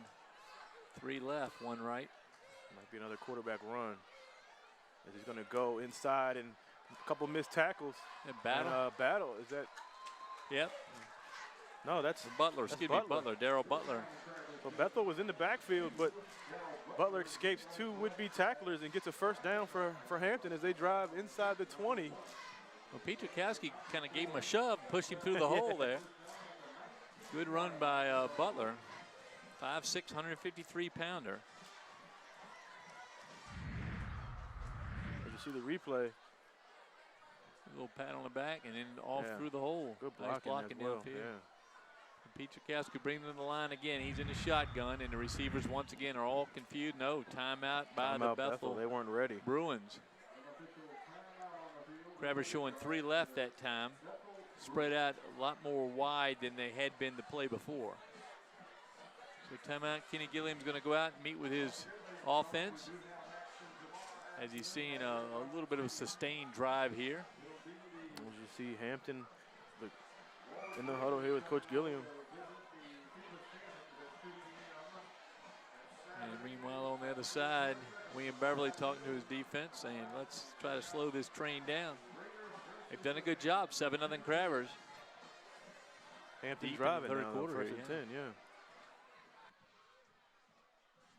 What'd you find down there that Linda Bump and the Morelli and Bump family brought us tonight? Croissant sandwiches? Nice. Say that 3 times Nice fast. variety of croissants. And Chips. I assorted saw chips. the chips. Yeah. Yeah. I saw you assorting the chips over there. I sorted everything. Oh yeah, Andy Foley ate See, all I the didn't- chocolate I chip didn't cookies. see the cookies. No, they weren't there anymore. He took 2. I think they're in his car. 1st and 10 Pichakowski, yeah. from the 19. Pichakowski in the game. Is they're going to keep running the ball, Frank? Why not? Butler. As Butler gets upended, Yeah, not we got before he extra- gets 5 yards. Extra yard on the somersault though. Up over the 15. They didn't give him much credit for the somersault, but he got up a little bit. Must have been some bad judges on that one, huh, Frank? Yeah, that's a. See, Brewington Parker up on the defensive line now. Yeah, they said he was going to have a limited Jackson limited Griffiths action there. tonight. And Darrell Taylor, the 3 down lineman for the Bruins. And also Josiah Hill. They're getting a breather while the Crabbers get their offense set.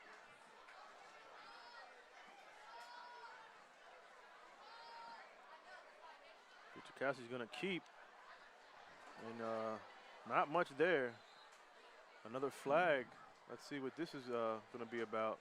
Yeah, that's way out on the edge there, and I didn't see too much. In fact, I don't think Pichakowski saw too much blocking out there. Couldn't get around the corner. And penalties again. It's another against hold. The Crabbers. And again, Pichakowski runs a long way to get nothing. And that's going to be a penalty that will take them back close to the 30.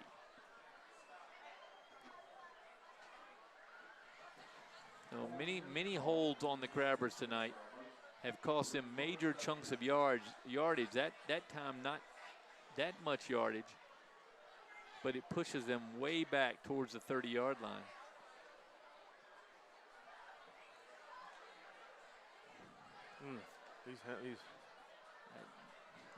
I can't explain the spotting. Yeah, the flag was, I thought, on the 18.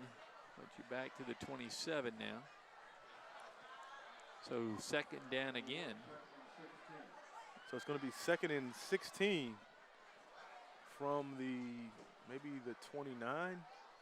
No, 27. 27 is Hampton again. This time they're going to fake it. Yep. Oh, and a slip is Griffith was there to clean them up after that. Now it's going to be another 3rd and long for Hampton. And no tough luck there on Banks. He may have lost a yard. No, they move it up. No, right back in. Line of scrimmage. Petrikowski's in the huddle there to talk with Banks and Kenny Gilliam. Well, it's going to be 3rd and 18, Frank. Again, 4-down territory. Let's see if they try to get a deep pass here close to the end zone like they did last time, going to get their first score. Better pass interference. Well, you know, we've seen their run stronger side. They've run to the right side all the time. Time call there on the field to fix a shoulder pad for the Bruins. But the Crabbers now on the near side have 2 receivers on each side. I thought they may go the long way. Go back to pass is, almost picked off.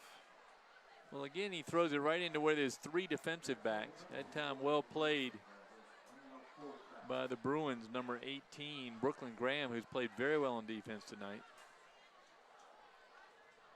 It's going to be 4th and 18. Why not for the Crabbers? Max has got to start looking left. Look at all the defensive backs on the right side of the field. They watch his eyes. There's 3 of them right covered, there. Though. I mean, that was good defense by Bethel. Yeah, that's a pickoff by Newton. Almost If better. it's not, doesn't touch his teammate. And it's going to be a timeout, Hampton, as they're going to decide. Well, it's about a 44-yard field goal. Now we've seen Kramer kick off. Don't know his range on that, so they're definitely going to go for it. You know, as we talked about Hampton and Bethel, as you see the crowd, a couple former Crabber and Bruins are coming to town tomorrow over at Old Dominion. I'll be there. ODU versus Virginia Tech. Javon Quillen, former Crabber, and Ricky Walker, former Bruin, are going to be playing in a huge game as they come back home to play the Old Dominion Monarchs. It's a shame that Old Dominion doesn't have the team they've had in the past. They're having a little bit of a down year, certainly a down start. You know, this would have been a great opportunity for them to put on a show. They would, won a couple games early. But I'm sure it'll be, 75% Hokie fans there. That'd be a fun game. Us in there the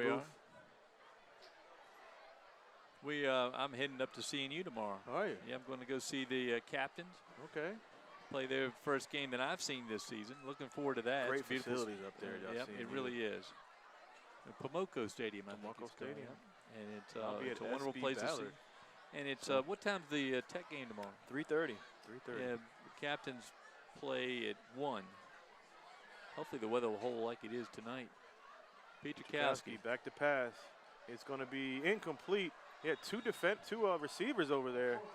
Not sure who the pass was intended for, but I'm going to say the receivers didn't know who the pass was intended for. The pass was right there and able to be I think if he caught. I know he was pressured. If he would have waited maybe a second later, the receiver was just they would about have to turn sorted around. out. Yeah, they would have sorted it out. Well, a turnover on downs to the Bruins. Almost it's just as good as a punt. They get it at the 27. So no Mike Husted's around these days, Frank, for long field goals. They go for it on 4th down. No, or Eric Anderson's, or how many of those Menchfield kickers have gone on to Division I or Division II programs? Kickers. Yeah.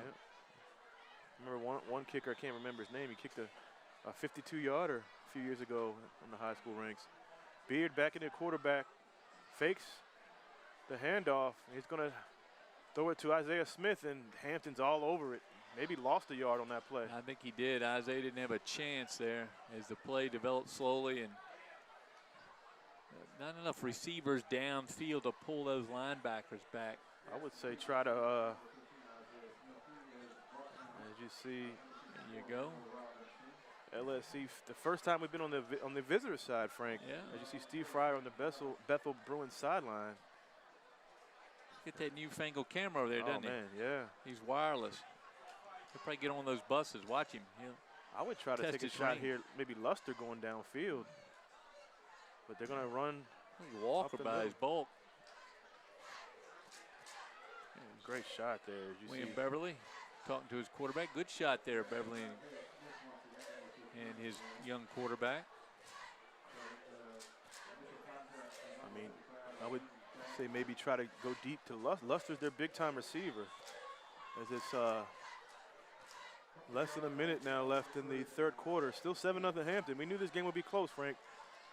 Man-to-man over here on the far side. No safety so far on this side. As they're going to throw a pass and it's going to be complete, but Hampton's defense is all over it. Well, a little hesitation as the ball may have slipped out of the receiver's hand. Catch made by Bethel's number 23, Austin Smith, it looked like. Was it Smith or was it Howard that caught the ball? But I think it might have been, I don't know, maybe it was Smith. As Bethel's going to punt back to Hampton. Yeah, not much choice. 27, it's going to count down. They're going to have to punt, I think, before the quarter ends.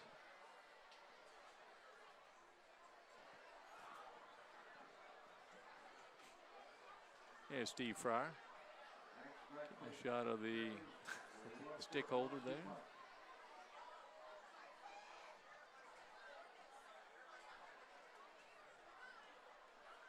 Good lift on the punt. Pretty good punt. It takes a Bethel bounce. Hampton gets it. Banks. Reverse field. And Bethel's all over it. No room, though, but a good move there. They drew the cheers of the crowd as Banks is hauled down, but it was a nice move. And so we're at the end of the third quarter. It's still 7-0 Hampton. And Marty O'Brien's starting to look like a genius, isn't he? He said 14-7.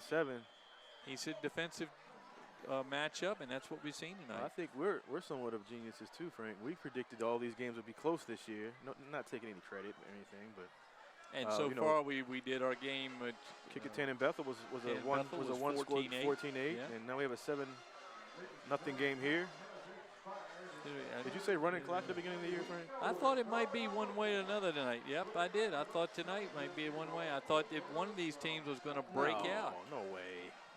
I really thought that we were going to see one team come together, and we haven't seen the offenses. I don't think there's been enough football played yet.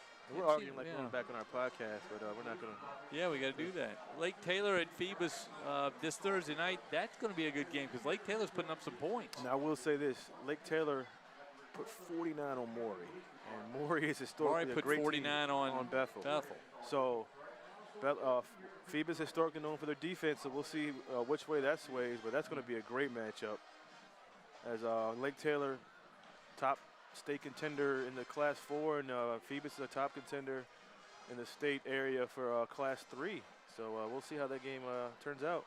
Here we go, fourth quarter action here at Darling Stadium, September 21st, 2018.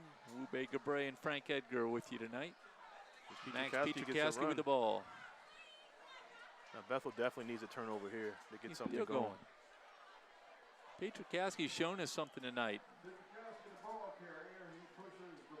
His helmet is getting yanked off. No, he's got to come out. But Banks comes in. That's the nice thing about having Isaiah Banks. Nice shot of him without his helmet on. He says he got yanked off his head. Well, Banks is a very able substitute, as we've seen already. There's a good view of the Bethel crowd. It's a good crowd tonight. Great to see, Frank. 2nd and 3. Another run, and Bethel gets him in the backfield. Good play by the Bruins. It's going to be another huge third down. You know, Banks is having trouble. He's got the short spikes on tonight because he hadn't been able to get any traction. As twice he slipped in some spots where he could have picked up more yards. Good defense by the Bruins. Pietrkowski now back in. 3rd and 4 at the 46. So see the humidity gets it a little warm out there for the players. We'll see if Pietrkowski does another quarterback keep. I doubt he'll throw, but I've been wrong before. We'll see what he does. And it's actually going to be a throw to the far side, and he's going to be close to see where they mark it. I think he has enough, and that's a bad spot. Oh, it looks like he's going to be a yard over the mark, and they're going to give him a first down. You got it. So, first down for the Crabbers. So I was wrong. They did go with the pass. They didn't throw it too much downfield, but it goes sideways.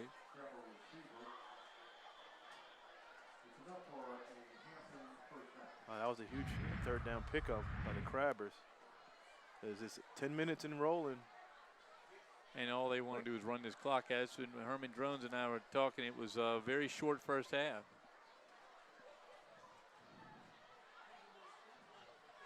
Steve seems like he likes the Bethel side. He's been over there for a while now. Good crowd on both sides tonight. Jones goes in motion. They go with that quarterback keeper. Banks again, yeah. Banks. Now, he truly is now alternating quarterbacks. Yeah. I think they're just probably just going to keep, until Bethel stops it, they're going to keep running this play. We started off running Banks twice and then having Pete Czerkowski come in, but it became too much. Banks worn out there. Now they have no quarterback in the game. Pete Czerkowski talking with Kenny Gilliam. And here he comes. Crabbers for years have called their quarterbacks over to the side to get the play. Still do. Ronald Curry did it for 4 years. Yeah, Tyrod did it as well. Yep. Two of the best ever that played. So 2nd and 5 now for the Crabbers. They go to the I and they get a good gain. Looks like a gain of 4. It's going to be a 3rd and 1. And Jaden Williams that time, number 50 for the Bruins, blocked that outside and forced the running back inside. The line gave him a few yards. But watch him right here on the end. Stop him and holds it inside. Yeah, it's all, excuse me, it's 58. Aaron Carter with that. And it was a nice play by the end. So 3rd and 1, Frank, from the 48. So the Crabbers have shown the ability to get a yard. Yep. I'm wondering if they'll go to the air here just because they can. Got Butler in the backfield. Looks like Highsmith and Butler.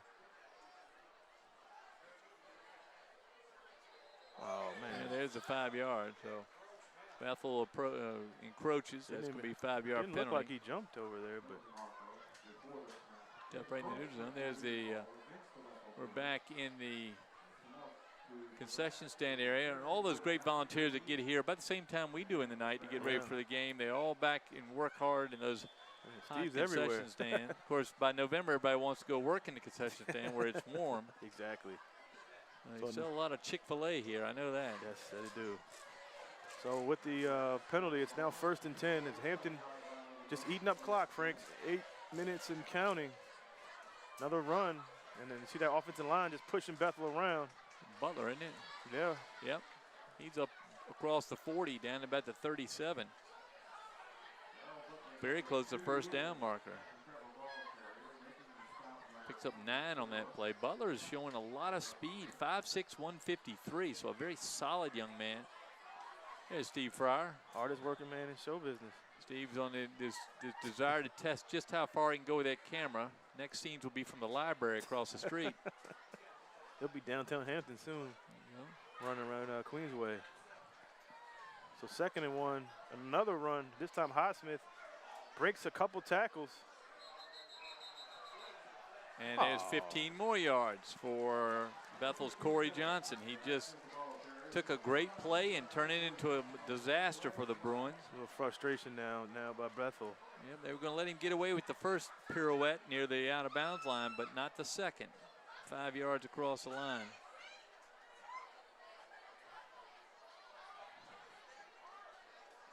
Personal foul on Corey Johnson, number 10.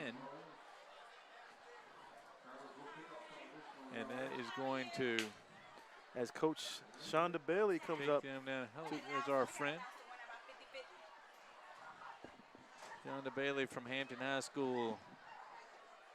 Big penalty there, Frank. I mean, you know, these first, and again, Hampton just chewing up clock, getting first downs. They're up 7-0. In control of this game right now. It's 1st and 10 from the 20. So 2 penalties here on this series have given the Crabbers 2 first downs. Butler dragging the defender. Moving. He's going to get in for the end Butler zone. in for the end zone. Touchdown Hampton.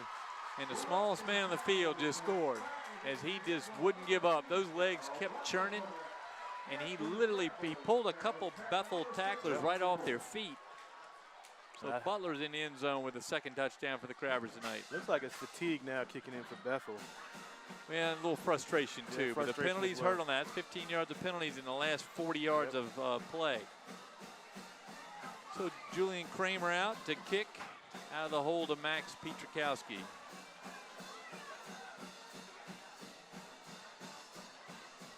It's up and it's good. And it's good. 14-0 Hampton Crabbers now with 7:08 to go here in the fourth quarter. Bethel will have to regroup and see if they can make this truly match Marty O'Brien's prediction. Watch Butler here. Cuts it outside, drags one, loses him. Yep. Drags another, loses him. Missed tackle. Third one misses, and he's in for the touchdown. So now Bethel has to score quickly and get the ball back to try to at least try to get a tie out of it.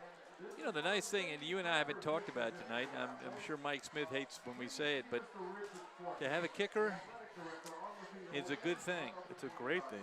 And Julian Kramer looks like he's going to be able to hold that position this year for the Crabbers. I wonder what year he is and maybe stick him around for a couple more years. But nonetheless. Well, Pietrkowski, you know, is only a junior. Junior, right. And Banks, only a freshman. So is he? That's what I'm told. Mm. So a good future as the Crabbers do a little rebuilding, certainly in the lines. The fans there. Jason Samuel, a member of our school board right there, right in the middle of the crowd. Big supporter of Hampton High School's football efforts. Bruins and Parker. Johnson, yeah. Oh, good tackle. It's number 10, I think, wasn't it? No, it's 30, Bruins Is and it Parker. 30, Bruins and Parker? Well, good for him to get his hands on the ball. So now Bethel deep in their own territory. Let's see what they can do here. As you see Xavier Williams doing his thing out there with the band. I'm going to ask him about those blue flags. Red and white.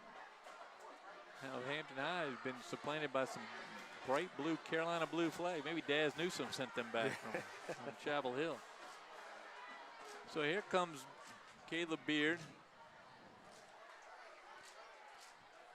Got Tyrone Newton in the backfield with him. Oh, Beard drops the ball and now he's running around. He's going to be sacked. You know, is that Robinson again, 64, who's been very quick off the line. Beard that time slowed himself down by the drop snap. Yeah, the snap, that really messed up things. Just throws the timing off. Yeah.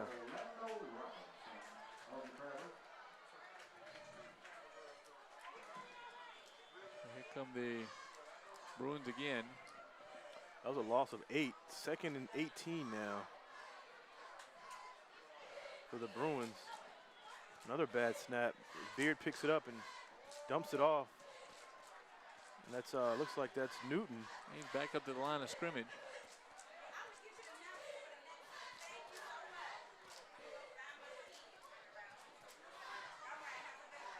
So now a lot of work to get right back where they were, 3rd and 10.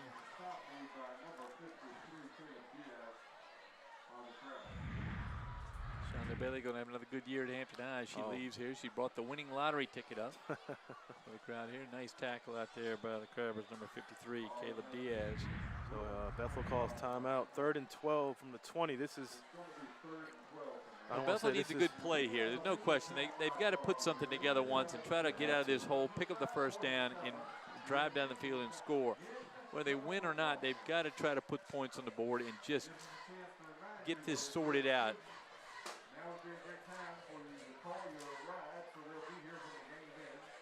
Games move very quickly tonight. Really quick game. I want to thank the fans for coming out tonight and watching this game. We've got a good crowd. We'd love to see the stands filled like they used to be. But it's been a good turnout by Bethel and Hampton High School fans tonight. Both bands out here tonight, which is a good thing. I always think they should allow the bands both to play at halftime if they're going to have both of them come out. Because the Bethel band's been out and trying to cheer their team on. I can hear them from my house every day. I want to mention a couple of young folks at Hampton High School, my neighbors. Paul and Maria Karnak. Paul is in the band, and he and Maria's in 9th grade, Paul's in 10th. But look great to see them out here tonight.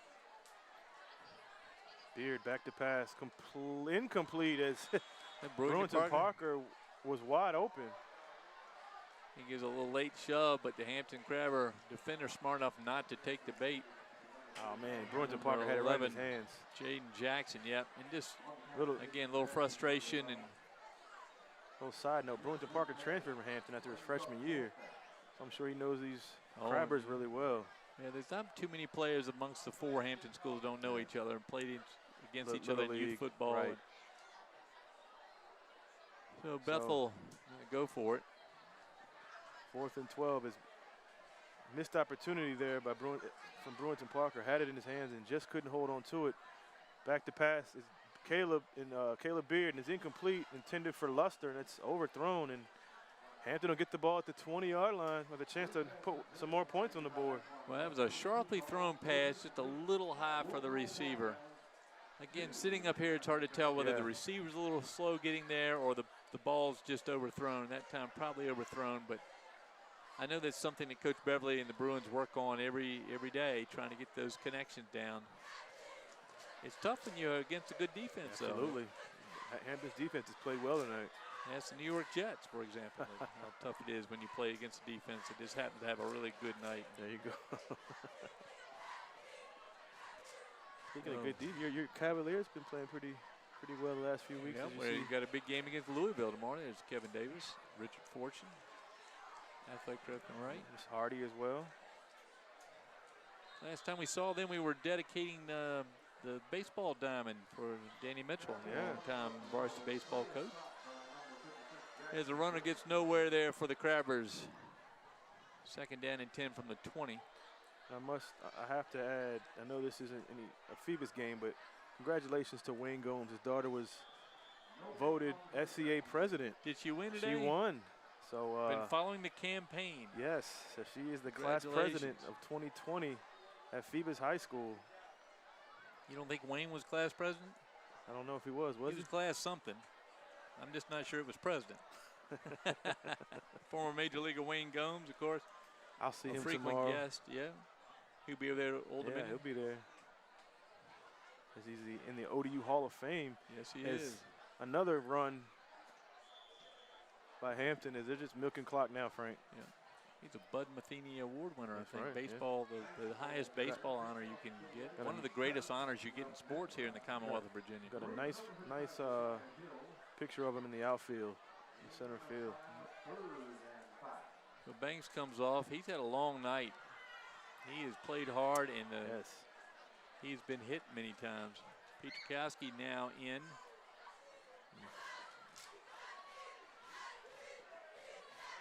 He's got to run all the way across field to bring the play in. Might have to be close to a delay of game. It's under 4 minutes now. 14-0 Hampton. 3rd and 5 from the 15. Is Pietrkowski, and they're going to call a hold. I saw that. My goodness, how many holds? That's probably the 4th run of positive yardage for the Crabbers that's been by Pietrkowski. It's been called back for a hold.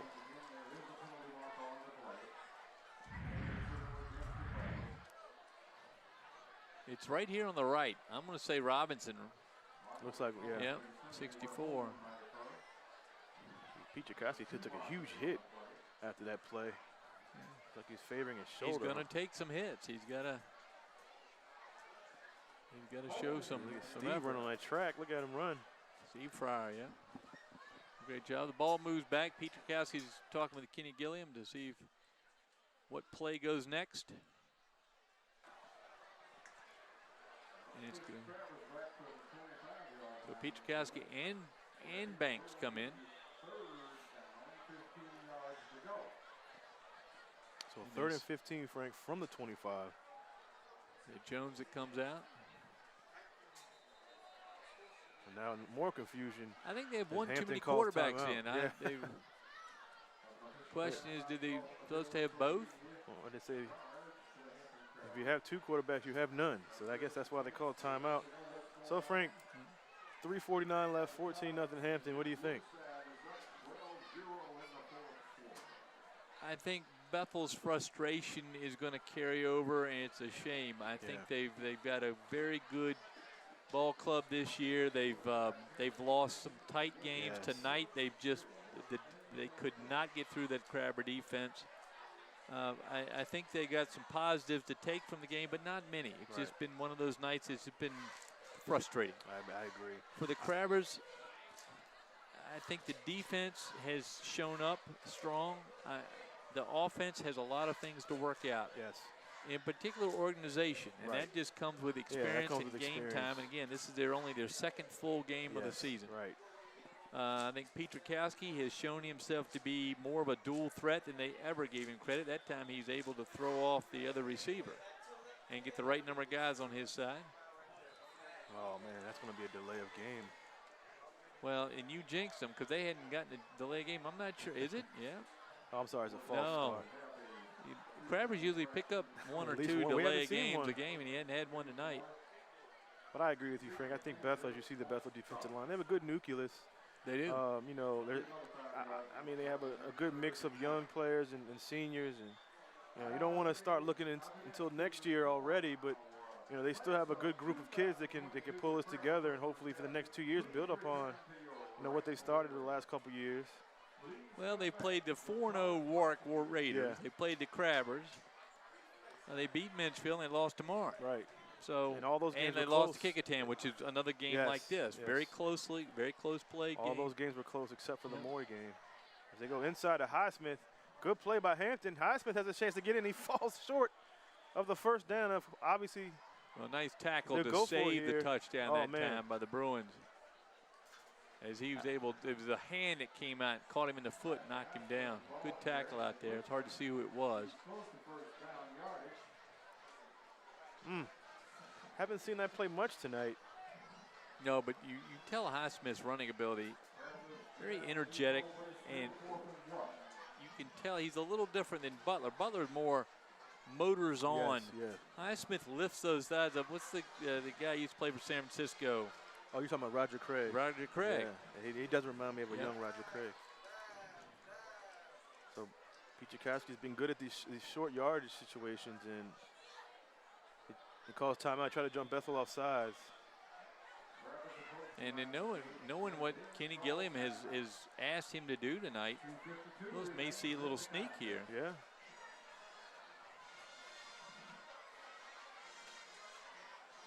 So 2:52, 14-0 Hampton. Again, another close game here. Yeah, very close. Well, we got a good one coming up later this week. Lake That's Taylor comes in from Norfolk to play the Phoebus Phantoms. They were beating Norview last time I checked, so they might come in undefeated. Denby and Kickingham on October 12th, Hampton and Phoebus on October 13th. So back-to-back, Wu Bay and I'll be camping out right here at Darling Stadium. Join us, bring your own sleeping bag. We'll have a little fire there in the 50-yard line. We'll bring the grill and we'll cook some dogs and some burgers and have a good time. Yeah.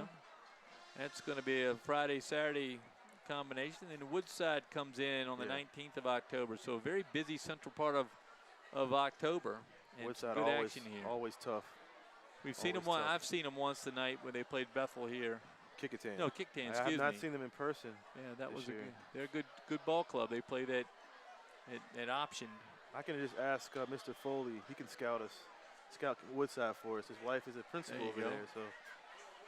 All right, so 4th and 1. Petrakowski, and it's going to be maybe another false start. Let's see what the flag is. They're going to decline this. It's a legal shift. Oh, now you got some more penalties. Now you got a 15-yarder. A late flag right there at the end. Petrakowski, he's already said that they tore his helmet off. That 15-yarder is going to hurt the Bruins, I believe. Yeah. That was way after the whistle. They were having to separate them. Petrakowski smartly gets away. That's going to be offset, though. It should be. No, the legal shift is going to be on the Crabbers. That's the official legal shift. Yeah. Against Bethel. Legal shift. Looks like a legal shift. No, the first one. So 5 yards against the Crabbers. So it's half the distance to the goal. And then a dead ball foul. So they'll move the ball back 5 and then move it back 5 and then go half the distance to the goal. which is what they're doing now. And apparently, I have no idea. I don't know what the dead ball foul was. So it was only 5 yards. So they repeat the down. Fourth down. Repeat the down. So it was a 5-yard dead ball foul. Had to be.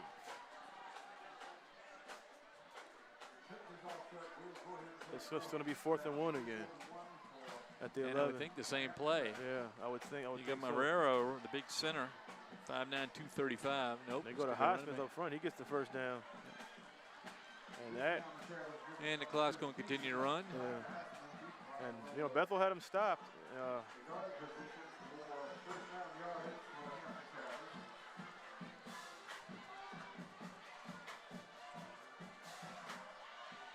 Discussion out there with Kenny Gilliam and his quarterback. Meanwhile, the offense awaits the play.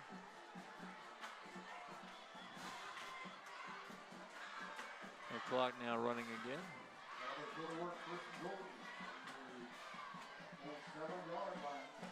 It looks like Kenny Gilliam's going to get his first win as the acting head coach of the Hampton Crabbers. Pietrkowski and Banks share the glory for the win as the quarterback. Banks was actually the starter tonight. Yeah, he was. Pietrkowski in now. First and goal from the 7. Right up the middle. Pick up about a half a yard, maybe. Clock continues to run under 2 minutes now. Marrero, the big center there, number 60. Very animated. He's had a good matchup tonight with Jackson Griffiths. They've been going at each other.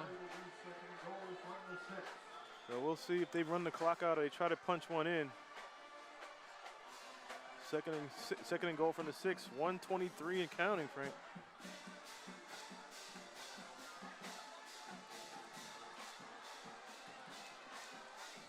Pietrkowski right behind Marrero. You see Griffiths right over top. Another run up the middle and big fullback looked like. Yeah, that's Kyrell McKinney. McKinney listed starts as a down defensive lineman. Bethel calls a timeout. Yeah, Bethel seems to set themselves up here for another score against them. That's the last timeout. A minute left. Neither team has timeout left.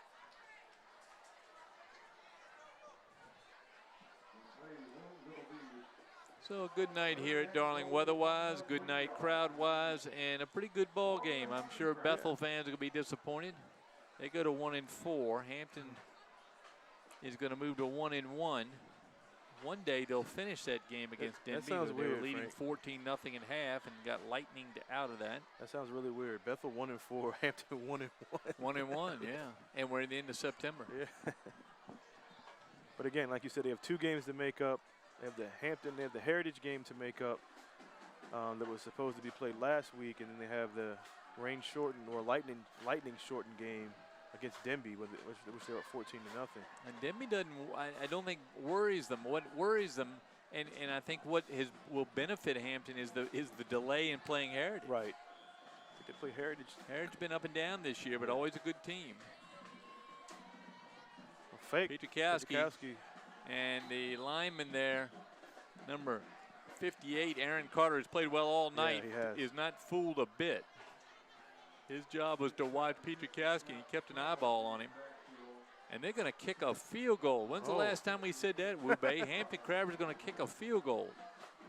Let the clock run. Let's see if they really kick it. I think they want to kick it. I think they want Kramer to get a kick. I don't blame them. 31 seconds left. Pietrkowski to hold.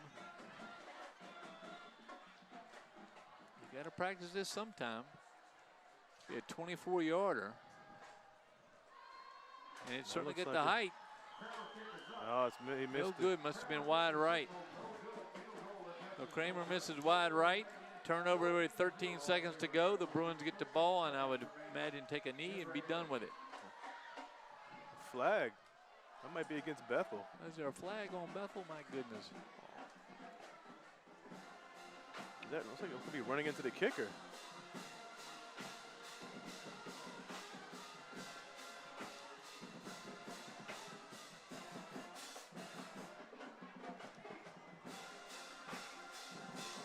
Oh, kick it again? No. That's running into the kicker. Oh, Mr. Newsom giving some instruction, I think, to Julian Kramer about making those kicks. The ball goes down to the 4-yard line.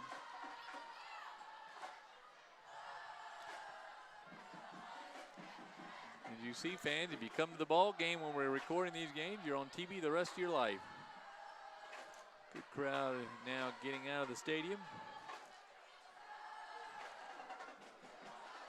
You got some new players going in for both sides.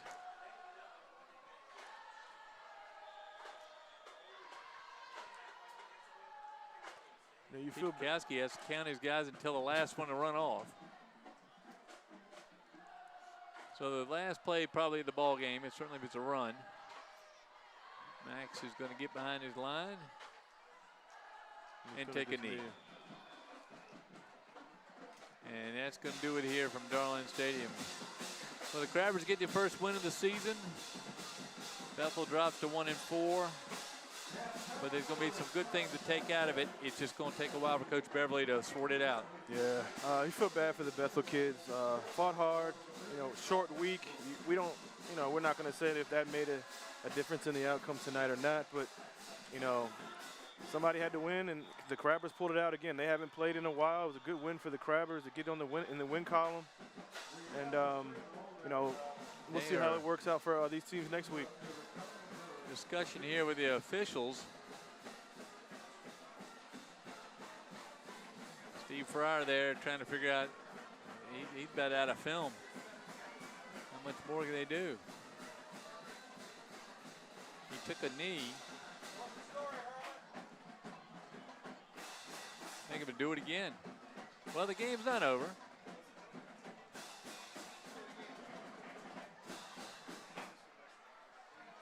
And so they're going to have to play one more play.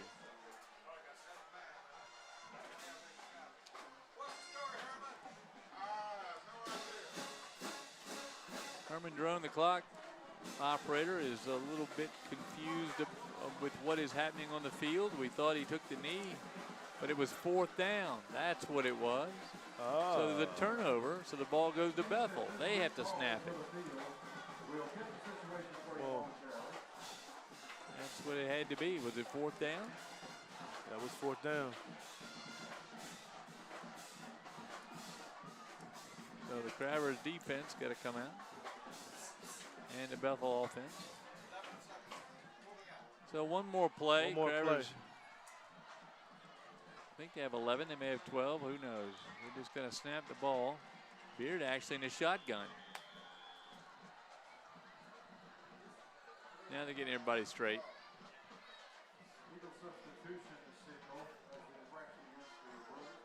Oh my goodness. So it's a legal substitution against the Crabbers. So the ball goes to the 10-yard line.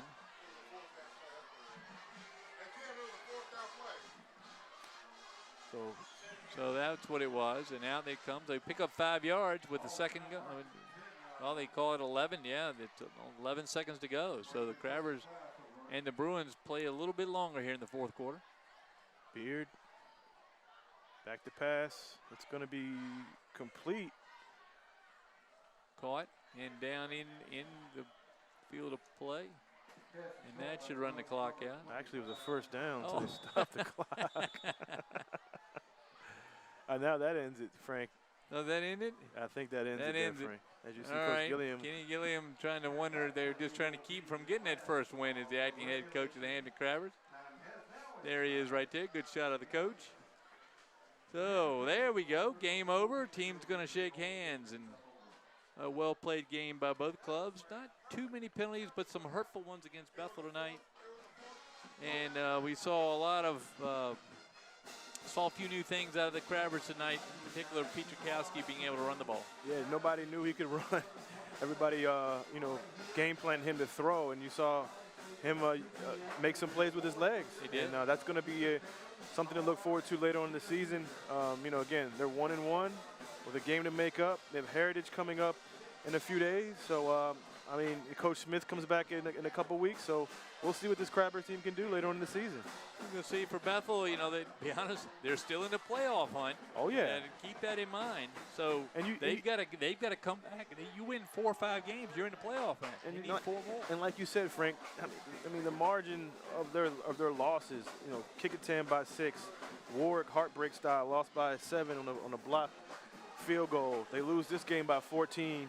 You never want to take moral victories, but you have to look forward to later on in the season. As they still fight hard, it just came up a little short tonight. Gonna have to. Let's thank our crew, of course, Andy Foley, Renee Camden, Krista Campbell, Matt Buckwalter, Randy Bagoli,